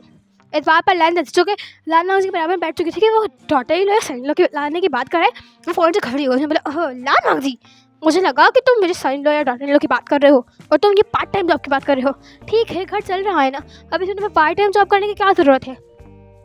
इस बात पर लान वांग जी अपनी मदर की तरफ देखा, बोला मदर हमारे घर को देखिए कितना पुराना हो चुका है, हमने एक दफ़ा भी इसमें कुछ और किया नहीं है, ना जाने कब से ये वैसे ही है और देखिए इतने सारे खराबियाँ आ चुकी हैं इसमें। देखिए वो सीलिंग भी ख़राब हो रही है। इस बात पर लैंसेस ने कहा वांग जी तुम्हें इन सब चीज़ों के बारे में टेंशन करने की ज़रूरत नहीं है, ठीक है सब सही चल रहा है तो बस ठीक है। इस बात पर लैन वांग जी अपनी आंखों से अपनी मदर को देखा, मदर बस मैं देख रहा हूँ, मैं ढूंढूंगा आज जाके कोई पार्ट टाइम जॉब एक और। इस बात पर लैन ने कहा वांग जी मुझे भी कल मेरी सैलरी मिल जाएगी तो तुम्हें हम सीलिंग ठीक करवा लेंगे ना। इस बात पर लान वांग जी ने अपने ब्रदर लान सिचन की तरफ देखा और बोला ब्रदर आपकी भी अपनी पर्सनल लाइफ है, अगर आप अपनी पूरी सैलरी से यही सब कर लेंगे तो फिर आप और जियांग चैंग मतलब आप लोग की तो भी कुछ नीड्स होंगी ना। तो फिर इस बार पर लान सिचन ने कहा वांग जी नहीं इतनी कोई नीड्स नहीं है। वही जियांग से बोला वांग जी नहीं है और तुम वैसे ही जो थक कर आते हो सुबह उसके बाद तुम एक पार्ट टाइम जॉब और करते हो, फिर तुम एक और पार्ट टाइम जॉब ढूंढोगे। हाँ तुम्हें पहले अपनी हेल्थ का ख्याल रखना चाहिए। और वहीं लंच हुआ जिसने बोला वांग जी तुम्हें कोई ज़रूरत नहीं है बेटा पार्ट टाइम जॉब करने की बेटा, और वैसे भी मेरे पे तो क्लोथिंग की सेलिंग ठीक चल रही है ना। और वहीं वांग जी जो कि अपने बस माइंड में ही सोच रहा था कि बस उसे भी और पार्ट टाइम जॉब करनी चाहिए, क्योंकि लान वांग जी वो सुबह में एज अ प्रोफेसर काम करता है एंड उसके बाद as a part time job एक कन्वीनियंस स्टोर में एज अ कैशियर की जॉब करता है। एंड देन वो दोबारा से किसी एक और पार्ट टाइम जॉब के बारे में सोच रहा था, क्योंकि इसमें उनका घर नहीं चलने वाला, हर किसी की अपनी अपनी नीड्स होती हैं। सो फ़िलहाल तो वांग जी ने में रिस्पॉन्स कर दिया। और वहीं कुछ टाइम के बाद जब उनका वो लंच कंप्लीट हो गया, फ़ौरन से जियांग जैंग और वांग जी कॉर्नर में बैठे एक दूसरे से बात कर रहे थे। वहीं लान वांग जी ने कहा तो मतलब इस दफ़ा भी नहीं हो सकता, इस दफ़ा भी बाहर नहीं जा सकते। इस बार जियांग जैंग ने कहा वांग जी ना कि जिंगी की स्कूल की फ़ीस भी देनी है। सो इस बात पे वांग जी ने कहा नहीं नहीं ठीक है जिंगा का स्कूल ज़्यादा अच्छा है, हमारी बाहर के उससे तो सही है, हम एक बार बाहर जाएंगे सच जिंगी की पूरी मंथ की फ़ीस चल जाएगी। ठीक है ये बोलता हुआ वांग जी ने आज फिर वांग जी और जियांग ने अपना बाहर जाने का प्लान फिर से ड्रॉप कर दिया था। लगभग 4 साल से वो लोग बाहर जाने का प्लान कर रहे हैं। हाँ, ये सोचता हुआ वांग जी डीप चाय करता है और अपने उस जाकर बेड पर गिर जाता है और उस सिले को देखकर बोलता है वांग जी एक दिन तुम भी बहुत ज़्यादा रिच हो गए। ये बोलता हुआ वांग जी की स्माइल करता है एंड अपने उस पिलो को हक करता हुआ सो जाता है। लगभग आधे घंटे की नींद लेने के बाद वांग जी उठता है क्योंकि अभी अभी आफ्टरनून का टाइम हो रहा था और वांग जी थोड़ा कुछ टाइम के लिए रेस्ट लेना चाहता था। एंड देन वो अपने आधे घंटे की नींद को कंप्लीट करने के बाद अपने उसी कन्वीनियंस स्टोर में जाता है, अपना वर्क करता है एंड देन लगभग नाइट में आकर वो अपने घर में बैठ जाता है एंड अपने लैपटॉप पर कुछ ढूंढने लग जाता है कि शायद लान वांग जी को कोई और जॉब मिल जाए। कुछ आर्टिकल्स वगैरह वो चेक करता है लेकिन उसे नाइट शिफ्ट में कोई जॉब मिल नहीं होती है। तो लान वांग जी को कुछ समझ नहीं आता कि वो क्या करे। और वहीं दूसरी तरफ हमारा विंग जो कि यूनिवर्सिटी के बाद डायरेक्टली अपने उस वे कॉर्पोरेशन में गया था, अपने पूरे वर्क को कंप्लीट करने के बाद अपने उसी माफिया ऑर्गेनाइजेशन में चला गया था जहाँ पर से वर्क कंप्लीट करा था। एंड देन उसके बाद लगभग रात के 12 बजे वो अपने घर में पहुँचा था। जैसे अपने 12 बजे अपने घर में पहुँचा उसकी मदर कांगसा सरन ले शायद वाटर लेने के लिए बाहर निकली थी। उन्होंने देखा कि उनका बेटा 12 बजे घर आ रहा है, लेकिन ये तो शायद उसके रोज़ का ही है ना। कांगसरन ने एक दफ़ा फ़ौरन से विंग की तरफ देखा, अपने कदम बढ़ाते हुए विंग के पास से बोला, बच्चा तुम्हें इतनी रात तक काम नहीं करना चाहिए, तुम सुबह भी इतनी जल्दी उठ जाते हो। जैसे ही कांगसरन ने ये कहा, विंग ने उनकी तरफ देखा और बस ऊपर से उनको नीचे तक देखा और बोला ये बोलना हुआ अपने कदमों को बढ़ाता हुआ विंग अपने रूम में जा चुका था। वही कांगसरन जो कि एक डीप चाय करती है और अपनी आंखों को बंद करती हुए बोलती हैं हमारी गलती थी, सिर्फ हमारी गलती थी। ये बोलते हुए उनकी आंखों से एक आंसू निकल जाता है और वो अपने रूम के अंदर चली जाती है। और वहीं विंग जैसे ही अपने घर में आता है वो एक बार आसपास देखता है। उसे पता है कुछ टाइम के बाद लगभग 4 साढ़े 4 घंटे के बाद उसे उठना है, वापस उठना है। तो वो एक डीप चाय करता है एंड अपने उस लॉन्ग से कोट को निकाल देता है, अपने आप को मिरर में देखता है और फिर खुद में ही सोचता है ये है तुम्हारी ज़िंदगी। ये बोलता हुआ वो अपने आप को बस मिरर में देख रहा होता है, वो उसकी खाली ज़िंदगी। लेकिन आज का उसे वो वाक़या याद आता है जब वो अपने प्यार से मिला था, अपने लव से। फर्स्ट टाइम उसने ऐसी फीलिंग को रियलाइज़ किया था। हाँ, प्यार की फीलिंग, किसी के लिए अट्रैक्ट होने की फीलिंग। वो फीलिंग हाय, विंग को वो फीलिंग बहुत पसंद आई। फर्स्ट ऑफ ऑल तो विंग उसे भागना चाह रहा था क्योंकि विंग को पता है किसी से प्यार करना, किसी को खुद से ज़्यादा चाहना, उस इंसान को अपनी वीकनेस बनाना है और द वे वुशियन की कोई वीकनेस नहीं हो सकती है। कभी भी वुशियन की कभी कोई वीकनेस नहीं हो सकती है। ये सोचता हुआ वुशियन फ़ौरन से हल्का सा एक शॉर्ट सा बात लेता है एंड देन फ़ौरन से जाकर उस बेड पर लेट जाता है। लेटने के बाद वो सीलिंग को देख रहा होता है, अपनी आंखों को बंद करता है। उसकी आंखों के सामने फिर से वही चेहरा घूम रहा होता है, वही चेहरा, वही चमक, वही स्माइल, वही खुशी, वही हंसी और उसके वो हंसने की आवाज़ उसी मेलोडी की तरह वुशियन के कानों में गूंज रही होती है। और वुशियन के फेस पर एक स्माइल आ जाती है, एक स्माइल। न जाने कितने टाइम बाद वो स्माइल कर रहा है फिर से आज ना जाने उसने कितनी दफ़ा स्माइल कर दिया सिर्फ इस शख्स के बारे में सोचकर। इतना एक्सप्रेशन उसने कभी पूरे एक साल में नहीं दिखाया होगा जितना एक्सप्रेशन उसने आज के दिन दिखा दिया है। जितने एक्सप्रेशन उसने आज के दिन शो कर दिए हैं, उसके फेस पर एक स्माइल आ जाती है। ये सोचता वो डीप चाय करता है और फिर उस सीलिंग को देखता है और बोलता है लान वांगची, लान वांगची, नहीं लानजान, मेरा लानजान, सिर्फ मेरा लानजान, सिर्फ वुशियन का लानजान, सिर्फ वुशियन का लानजान। ये बोलता हुआ वो हंसता है और फिर अपनी आंखें बंद कर लेता है और फिर वो भी एक गहरी नींद में चला जाता है। और वहीं लगभग दूसरा दिन लग चुका था और वांग जी रेडी हो चुका था। लगभग आज वो टाइम से पूरे के पूरे 5 मिनट जल्दी रेडी हो चुका था। हाँ, लगभग 10 मिनट तो उसे लगने वाले हैं, लेकिन वो 5 मिनट पहले रेडी हो चुका था। एंड देन वो रेडी हुआ एंड देन पूरा का पूरा वो अपना ब्रेकफास्ट भी कंप्लीट कर चुका था। फिर उसे कुछ याद आया। हाँ, वेक ऑपरेशन। वांग जी ने कभी इन सब चीज़ों के बारे में इतना सर्च नहीं किया। हाँ, वेक ऑपरेशन। हाँ, वो वेक ऑपरेशन के बारे में जानता है, लेकिन उसके ऑनर के बारे में नहीं जानता। फिर वांग जी फ़ौरन से अपने लैपटॉप के पास जाता है एंड अपने लैपटॉप पे सर्च करने लग जाता है। हाँ, क्या नाम था? वे विशन। और जैसे ही वो सर्च करता है उसके सामने वही चीज़ आती हैं जो कि लोगों को देखिए बताई हुई हैं। और वांग जी बड़े इंटरेस्ट के साथ वो पूरे के पूरे वेक ऑपरेशन के बारे में और उसके ओनर के बारे में पढ़ने लग जाता है। उसे पूरे 10 मिनट लग चुके थे। वांग जी 5 मिनट पहले ही लेट हो चुका था और 10 मिनट उसे उस यूनिवर्सिटी के अंदर जाने तक लगने वाले थे, तो वो 15 मिनट ऐसे ही लेट है। लेकिन वांग जी उसकी फ़िक्र नहीं थी, क्योंकि वो विशन के बारे में पढ़ने में इंगेज हो चुका था। हाँ, उसे पता चला कि लगभग 18 साल, अगर अभी वो 20 साल की उम्र में, मतलब 2 साल पहले 18 साल में उसने पूरे के पूरे हाँ, वेक ऑपरेशन को अपने अंडर कर लिया था। एंड अभी पॉलिटिक्स की स्टडी कर रहा है। हाँ, वो तो जानता है वांग जी कि वो पॉलिटिक्स में है, लेकिन वांग जी को ये बात समझ आई है कि जब वो बिजनेस में है तो वो पॉलिटिक्स में क्यों जाना चाहता है। और फिर वांग जी स्क्रॉल करने लग गया। उसे उसे कुछ अजीब लगा। माफिया। हाँ, रोशन का नाम के साथ कहीं ना कहीं कुछ कुछ आर्टिकल्स में लगा हुआ है, लेकिन वो आर्टिकल्स डिलीट करवा दिए गए हैं।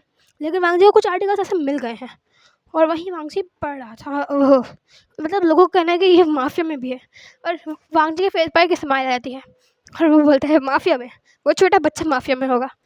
लेकिन फिर वांग जी के सामने वो सारी चीज़ें, वो सारी इमेजेस, वो आँखें, वो ऑरा, वो बॉडी, वो सब कुछ घूमने लग जाता है। लेकिन फिर वांग जी खुद को शेक करते बोलते हैं, नहीं वांग जी, वो जो भी हो है तो वो छोटा ही, फिर वो क्या करता होगा। ये बोलता हुआ वांग जी की स्माइल करता है एंड पढ़ने लग जाता है। और वांग जी की आंखें तब बड़ी होती है जब वो देखता है कि वुशन ने पिछले साल, यानी अभी वुशन सेकेंड ईयर में तो उसे फर्स्ट ईयर में पूरी की पूरी यूनिवर्सिटी में टॉप किया था। और वांग जी बोलते हैं, ओह माय गॉड वांग जी, तुम ऐसे पर्सन को पढ़ने के लिए एडवाइस कर रहे थे जो टॉपर है। ये बोलता हुआ वांग जी एक स्माइल करता है और बोलता है, वांग जी तुम्हारा कुछ नहीं हो सकता, तुम बगैर कुछ भी जाने लोगों से बातें करने लग सकते हो। वो अपने आप से बातें करता हुआ निकल जाता है और वो एज़ यूजुअल पूरे 15 मिनट लेट उस यूनिवर्सिटी में जाता है एंड उसकी फ़र्स्ट क्लास ही उसकी होने वाली थी वुशन के उस क्लासरूम में। और वुशन ये बात बहुत अच्छे तरीके से जानता है, तभी तो वो भी बैठा हुआ है और वांग जी का इंतज़ार कर रहा है। अगर अभी कोई और प्रोफेसर होता ना तो यकीनन वुशन उस प्रिंसिपल से बोलकर उस प्रोफेसर को निकलवा चुका होता या खुद उसका ठिकाना लगा चुका होता, क्योंकि वुशन को किसी का लेट होना बिल्कुल भी पसंद नहीं है। लेकिन बात उसके लानजान की है। उसके लानजान की। ये सोचता हुआ वुशन उस एंट्रेंस गेट की तरफ देख रहा था। जैसे ही वो देखता है कि उस क्लासरूम के अंदर लान वांग जी अपने उसी चार्मिंग पर्सनालिटी के साथ आ चुका है और वैसे ही उसने पढ़ाना भी स्टार्ट कर दिया था। और वहीं वांग जी की नज़र भी रह रहकर वुशन की तरफ जाती, जो कि वुशन एक टक सिर्फ वांग जी को देख रहा था। और वुशन और लोगों की गेज भी वांग जी पर फील कर सकता था कि और लोग भी वांग जी को देख रहे हैं, ये प्रॉब्लम नहीं है, लेकिन किस तरीके से देख रहे हैं ये प्रॉब्लम है। और वुशन जो बहुत गुस्सा आ रहा था, लिटरली बहुत ज़्यादा गुस्सा। लेकिन वुशन ने कुछ भी नहीं कहा, कुछ भी नहीं। और वहीं वांग जी अपनी पूरी क्लास को कंप्लीट करने के बाद वुशन के सामने आया एंड देन उससे कहा, वुशन आई एम सॉरी, मुझे नहीं पता तुम यहाँ के टॉपर हो, अगर मुझे पता होता तो फिर मैं तुम्हें एडवाइस नहीं करता। ये बोलता हुआ वांग जी स्माइल करता हुआ वहाँ से जा चुका था। और वहीं वुशन वांग जी की स्माइल में फ्लैट हो चुका था। वो फ्लैट तो पहले ही था, फिर से एक दफ़ा फ्लैट हो चुका था। और वहीं वुशन जिसके फेस पर एक मिनी से स्माइल आया, लेकिन किसी ने उसे नोट नहीं किया। लेकिन जैसे ही उसे पीछे से आवाज़ आई किसी गर्ल की, उसने कहा, तुमने देखा प्रोफेसर वांग जी कितने अच्छे हैं।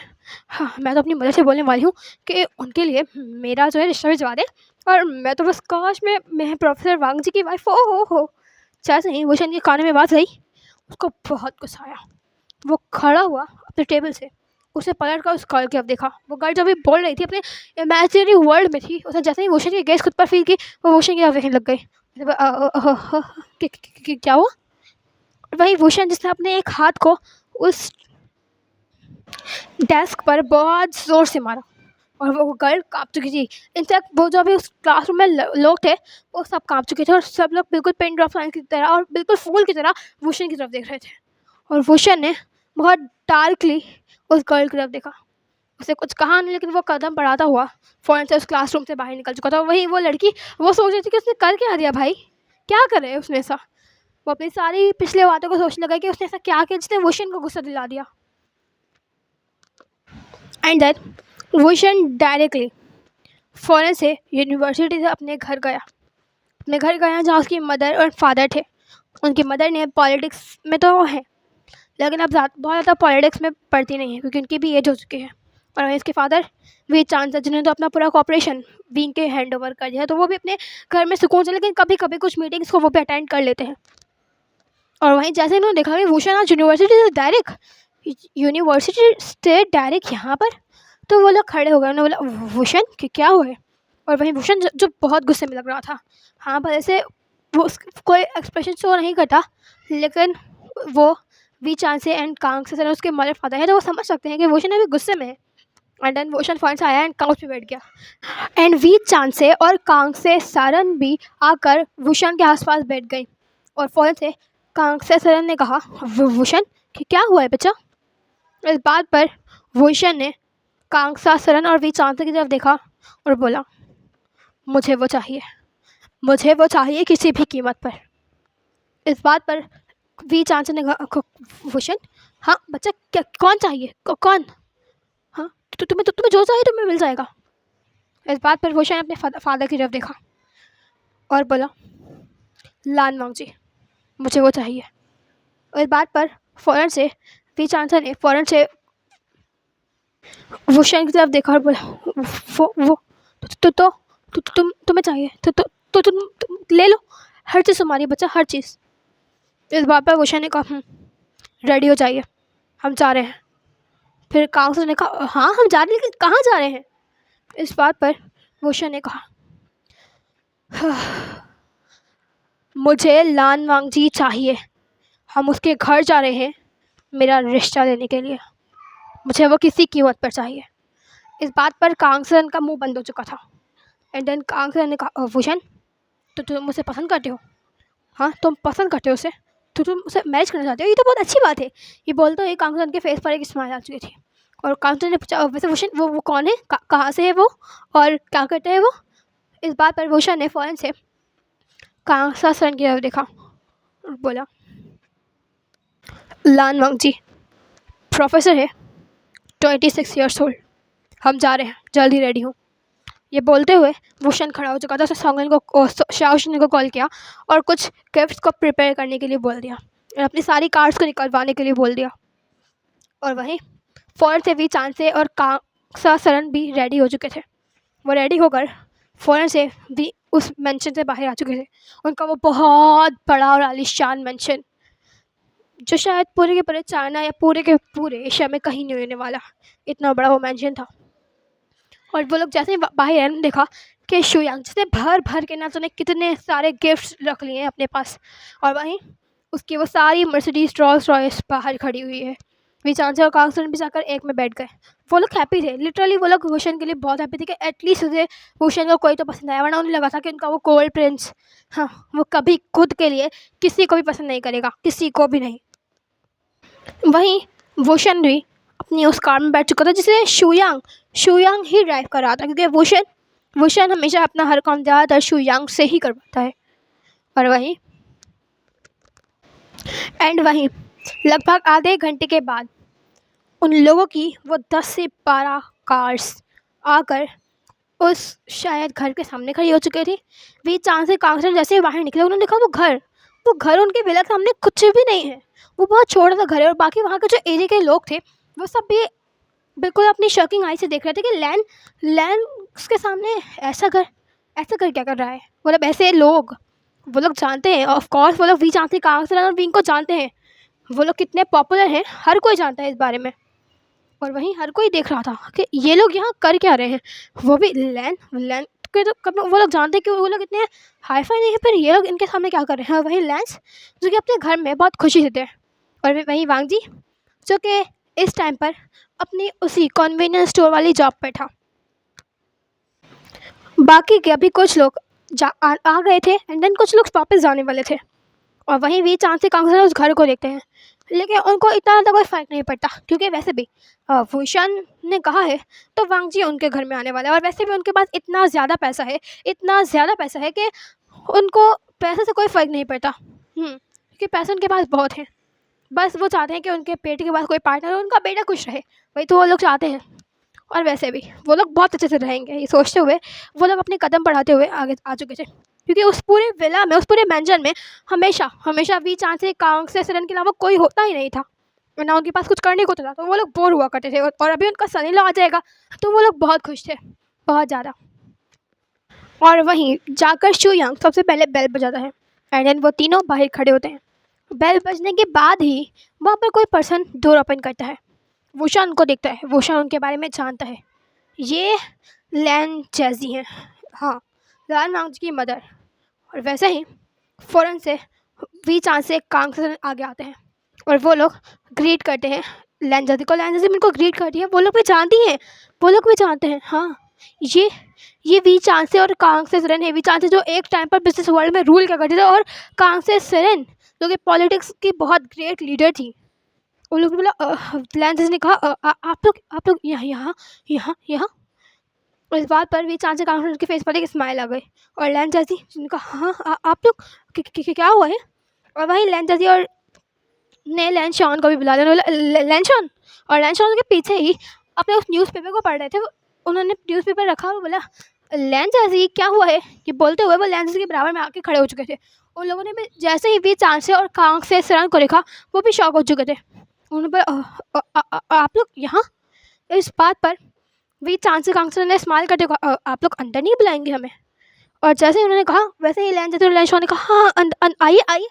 और वो लोग फ़ौरन से वी चांद से कांगसर को उस अपने काउच पर बिठा चुके थे, और वहीं उनके पीछे वोशन अपने उस कोल्ड ऑरे के साथ आ रहा था।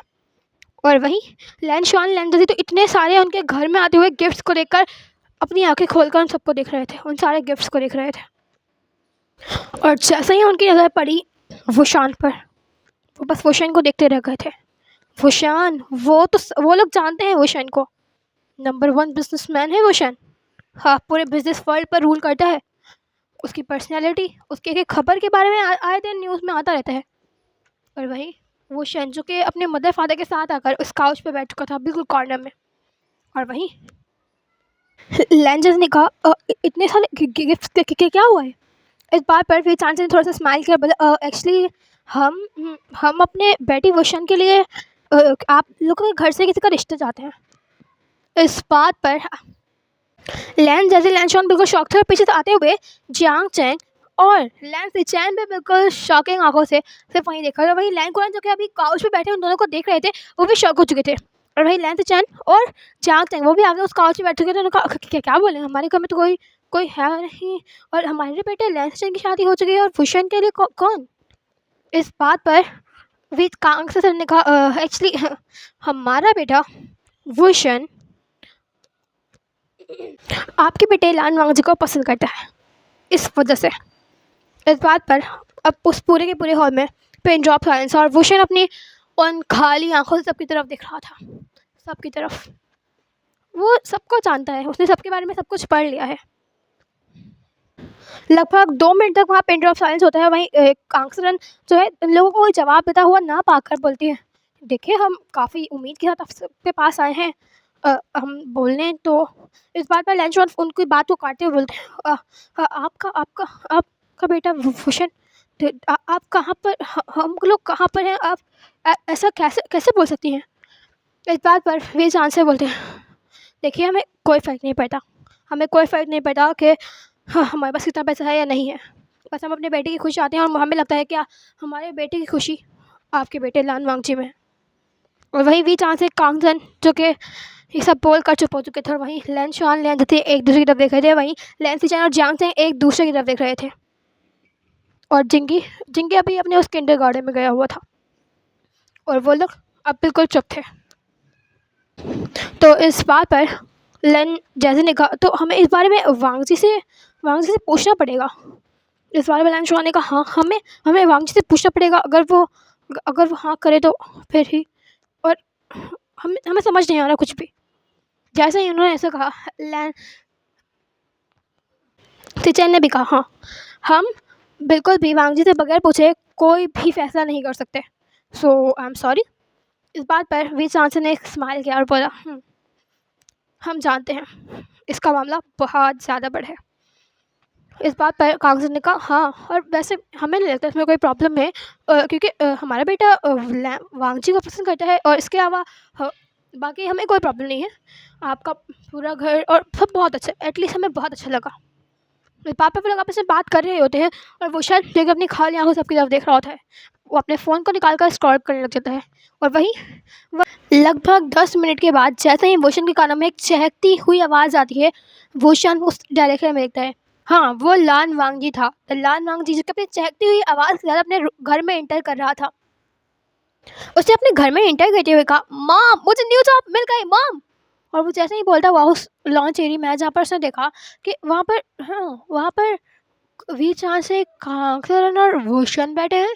उसका मुंह बंद हो चुका था और वो सबकी तरफ देखा था। जैसे ही वी चांद और कांगसरन ने देखा, वो एक पर्सन आया है। हाँ, वो पर्सन जैसे उसने उन लोगों की तरफ देखा और वहीं लैन से चांद के मुंह से आवाज़ निकली, वांगजी। और जैसा ही कांगसरन और वी चांद ने सुना वांगजी, ये तो ये वांगजी है। इस बात पर उन लोगों के फेस पर एक स्माइल आ गई और उन लोगों ने कहा, वांगजी हमारे पास बैठो। और वही वांगजी जो कि वोशन की तरफ देख रहा था, फिर उसके मदर फादर की तरफ, एंड उसे वोशन की तरफ देखकर बोला, वोशन तुम यहाँ क्या कर रहे हो और तुम हमें कैसे जानते हो। और जैसे ही वोशन ने वांगजी की तरफ से देखा था, उसने वांगजी की ये बात सुनी, वो वांगजी की तरफ देखने लग गया और उसने कुछ भी नहीं कहा, कुछ भी। और वहीं वी चांद थे कांगसन जो कि वोशन और वांगजी को देख रहे थे। उसके बाद फ़ौरन से वी चांद ने कहा, वांगजी हाँ हमारे पास बैठो। और भाई वांगजी को समझ नहीं आया, लेकिन अब उन्होंने कहा है तो वांगजी अपने गेस्ट कैसे डिसरिस्पेक्ट तो नहीं कर सकता। वो बैठ गया और वहीं वोशन तो एक तक वांगजी को देख रहा था और वहीं जो कि सबके सब अपनी कंफ्यूजिंग आइज के साथ देख रहा था। तो वहीं जियांग चैंग ने थोड़ा डीप शाय किया और बोला, वांगजी एक्चुअली ये लोग यहाँ पर रिश्ता लेने आए हैं वोशन का।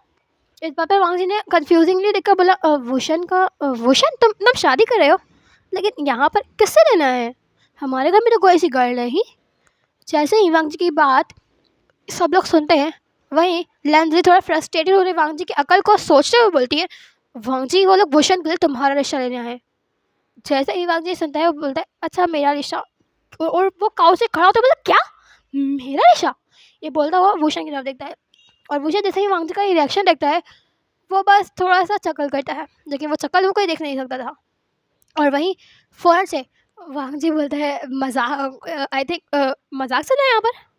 ये बोलता हुआ वांगजी हल्का सा पीछे होता है और वहीं वोशन जो कि अपनी आई को बिल्कुल छोटा छोटा करके वांगजी की तरफ देख रहा था। और वहीं वांगजी बोलता है, नहीं नहीं नहीं नहीं नहीं नहीं, क्या क्या बोले हो। हाँ, मैं और वोशन नहीं, बिल्कुल भी नहीं। वोशन तुम मजाक कर रहे हो ना। और वहीं वोशन जब वांगजी का ऐसा रिएक्शन देखता है, तो वो उस काउच से खड़ा हो जाता है। हर कोई वोशन को देख रहा था। वोशन अपने एक एक कदम को बढ़ाता हुआ वांगजी के पास आता है और वहीं अब वो लोग बिल्कुल एक साइड पर थे। वांगजी के सामने वोशन खड़ा हुआ था और वहीं वोशन अपने एक पेन पॉकेट में हाथ डालता है, अपनी उस डीप वॉइस में बोलता है, नहीं। और वोशन की आवाज़ सबने फर्स्ट टाइम सुनी थी, वो डीप वॉइस। और जैसे वांगजी सुनता है नहीं, वो बोलता है, वोशन तो तुम पागल हो गए, मैं और तुम नहीं नहीं ना। और वहीं वोशन एक कदम वांगजी की तरफ बढ़ाता है, वांगजी एक कदम पीछे हो जाता है और बोलता है, आपको ये मजाक लग रहा है। इस बात पर वांगजी एक कदम और पीछे होता है और बोलता है, वोशन देखो ये नहीं हो सकता, बिल्कुल नहीं हो सकता। और वहीं वोशन एक कदम और आगे बढ़ाता है और बोलता है, क्या नहीं हो सकता। और वहीं वांगजी एक कदम और पीछे लेता है और बोलता है, वोशन तुम और मैं एक नहीं हो सकते।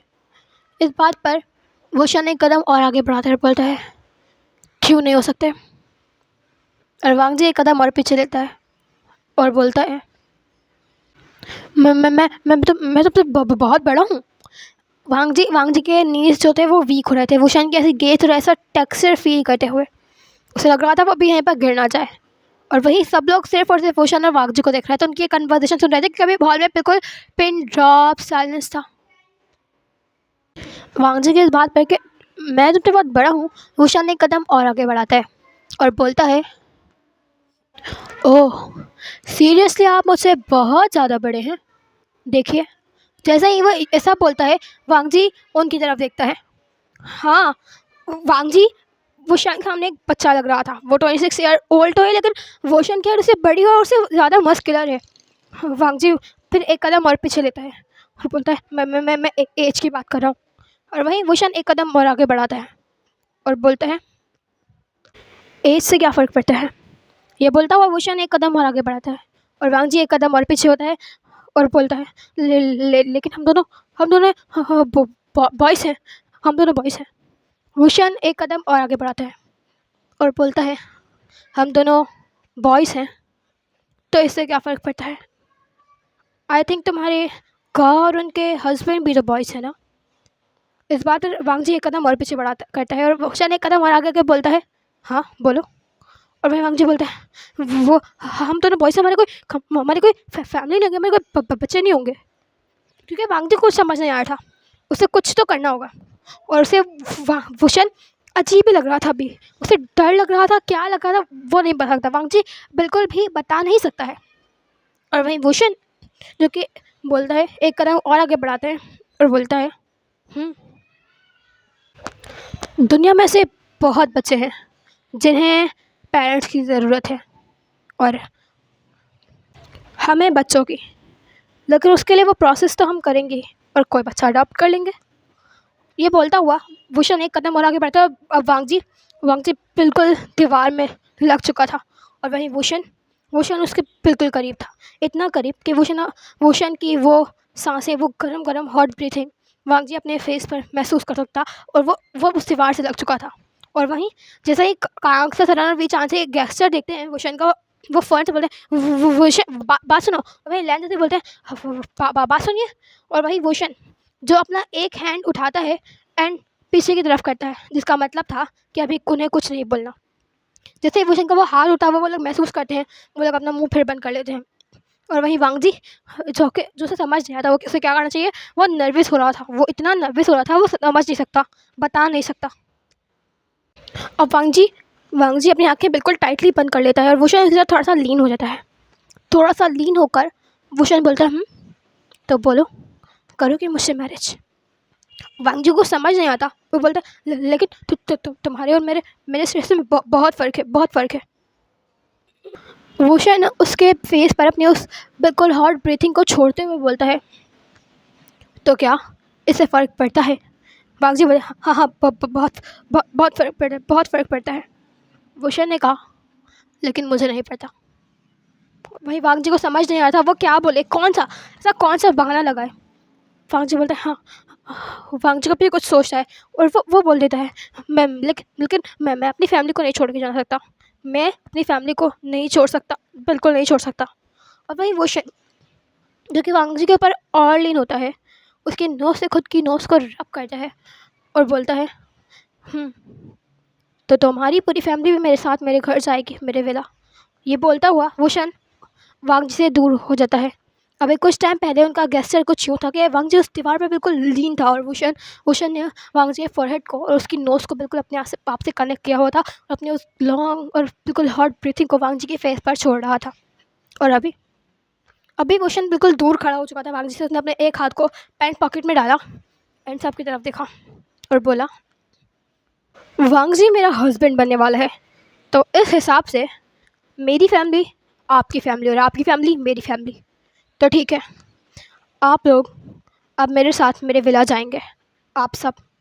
ये बोलता हुआ वुशन एक नज़र सबकी तरफ रखता है और बाकी सारे लैंस तो बिल्कुल शॉकिंगली वुशन की तरफ देख रहे थे। और लैन जैसी का लेकिन ये वुशन ने लैन जैसी की तरफ देखा और कुछ सोचा और बोला, मॉम आप जाएंगी ना मेरे साथ। और लैन जैसी तो मॉम वर्ड सुनकर वुशन के मुंह से बिल्कुल शॉक थी, उनके मुंह से कोई आवाज़ नहीं निकल रही थी। बीच आंसर कांग से वो भी अपने बच्चे को देख रहे थे कि इतनी जल्दी से मॉम भी बना लिया। और वहीं लंच होने का, लेकिन लेकिन हम तो तुम्हारे साथ, लेकिन हम कैसे? इस बात पर फ़ौरन से वुशन ने उनके लैंस शॉन की तरफ देखा और कहा, मैं आपका सन इन लॉ, आपका सन आपको इनवाइट कर रहा है, तो आप अपने सन के घर में नहीं रह सकते। ये बोलता हुआ वुशन शुयांग की तरफ देखता है। शुयांग की तरफ देखने के बाद फ़ौरन से विंग बोलता है, शुयांग, इनका सारा सामान हमारे विला में शिफ्ट कर दो। ये बोलता हुआ फ़ौरन से वुशन अपने फ़ोन कॉल को अटेंड करता है, जो कि उसके पेन पॉकेट में उसका फ़ोन कब से रिंग कर रहा था। और वुशन फ़ौरन से अपने पेन पॉकेट से अपने उस फ़ोन को निकालता है एंड अपने एयर्स के पास लेके जाता है। वो बोलता है, आ रहा हूँ। ये बोलता हुआ फ़ौरन से वुशन निकल जाता है उनके उस घर से बाहर। बाकी सारे लैंस, वी, जानसे, कांगसरन तो सब लोग शॉकिंग निगाहों से सिर्फ और सिर्फ वुशन को जाता हुआ देख रहे थे। और वही वांगजी, जो कि अब जिससे कंट्रोल नहीं हुआ, वो अपने नीज के पर आ गया था। उसके नीज लिटरली में बहुत वीक हो जाए। वांगजी बहुत ज़्यादा गहरी गहरी ब्रेथिंग ले रहा था। वांगजी का अभी क्या हुआ? वो छोटा 19 साल का बच्चा उस 26-27 साल के इंसान को पर डोमिनेट कर रहा था। ऐसा डोमिनेट कर रहा था कि वांगजी हालत में नहीं था कि वो कुछ समझ सके। और वहीं वांगजी अब सोच रहा था कि अभी हुआ क्या, लिटरली अभी ये हुआ क्या। एंड वहीं शुयांग, जो कि अपने सारे लोगों को ला चुका था, और वहीं वो सारे लैंड शॉन सबसे पूछ कर उनके रूम से उनके सामान निकलवा कर अपने विला में ले रहा था। बाकी वो तो बस अपनी शॉकिंग गाँव से देख रहे थे, लेकिन उन्हें भी हेल्प करनी पड़ेगी। क्या कर सकते हैं वो? क्या वुशन के सामने कुछ बोल सकते हैं? वो लोग वुशन की पावर को बहुत ज़्यादा अच्छे तरीके से जानते हैं। और वहीं वी, चांसे और कांग से सरन तो बहुत ज़्यादा खुश थी, क्योंकि घर में अब कोई आ रहा है। उनका वो बहुत बड़ा सा विला सन्नाटे में नहीं रहेगा, सुनसान नहीं रहेगा। लगभग 1 घंटे के बाद उनके पूरे लैंड, जो घर था लैंड्स का, उसमें लॉक लग चुका था। और वो लोग बिल्कुल शॉकिंग, मतलब अभी 1 से 2 घंटे में ना जाने क्या हो गया, ये सोचते हुए उन कार्स में बैठे हुए थे, जो कार्स सारी वेस की थी, वुशान की थी। और वो कार्स जाकर उस वे मेंशन के सामने रुकी, उस विला के सामने। और जैसे ही वो सारे लांस बाहर आए अपने उन कार से, वो उस विला को देखकर शॉक थे। वो उनके घर से 1000 टाइम बड़ा होगा, इतना बड़ा विला था। और वो लोग अपने कदम बढ़ाते हुए उस विला के अंदर जा रहे थे, जिसमें इतना बड़ा गार्डन सा था, जितना अगर 10 या 12 घर भी मिला ले जाए ना उनके, तो उनका गार्डन ख़त्म नहीं होगा। इन द एंड वो लोग उस विला के अंदर जा चुके थे, और हर कोई उस विला को देखकर शॉक था। वो विला बहुत ज़्यादा ब्यूटीफुल था और बहुत ज़्यादा बड़ा था, बहुत ज़्यादा। बाकी लान वांगजी तो हर चीज़ देखकर शॉक था, हर चीज़। और वही वी, चांस से कांग से सरन उन लोगों को अपने बिल्कुल घर वालों की तरह ट्रीट कर रहे थे। उनको बहुत खुशी थी, और उनकी वो खुशी उनके फेस पर दिखाई दे रही थी। और वहीं लैंस उन्हें कुछ समझ ही नहीं आ रहा था। वहीं वांगजी वो तो शॉकिंग निगाहों से देख रहा था, मतलब कि क्या हुआ है ये हुआ क्या है? ऐसा नहीं है लैंस ने प्रोटेस्ट नहीं किया, उन्होंने वुशन के जाने के बाद बहुत प्रोटेस्ट किया था वी, चांस और कांग से सरन के सामने। लेकिन वी, चांस और कांग से सरन ने साफ साफ बता दिया था कि वो लोग अपने बेटे वुशन के सामने कुछ भी नहीं कर सकते, कुछ भी नहीं। उनका वुशन कैसा है उन्होंने वो भी बताया था, कि उनका वुशन कभी किसी की भी नहीं सुनता है। और वहीं वांगजी वो सब कुछ शॉकिंग देख रहा था, ये हो क्या रहा है। इन सारे लैंड्स अपने अपने रूम में थे। उन्होंने देखा कि उनके रूम में उनके सारे सामानों को भी सेट कर दिया गया है। और वही वांगजी अपने रूम को देख रहा था, जिसका सिर्फ एक रूम उसके पूरे घर के बराबर था। हाँ, उसमें हर चीज़ थी। वांगजी उस पूरे रूम को देख रहा था। वहाँ पर एक साइड में सारे पेंटिंग के सामान रखे थे। वांगजी पेंटिंग्स को बहुत पसंद करता है। हाँ, और वहाँ पर एक साइड पे पूरे पेंटिंग के सामान, कलर, कैनवा, हर चीज़ रखा था, हर कैनवस। मतलब वांगजी शॉक था। उसने देखा कि एक जगह पर पियानो रखा हुआ है, पियानो, गिटार। वांगजी तो इन सब का फ़ैन है। और वही नॉवेल्स, वही बुक्स।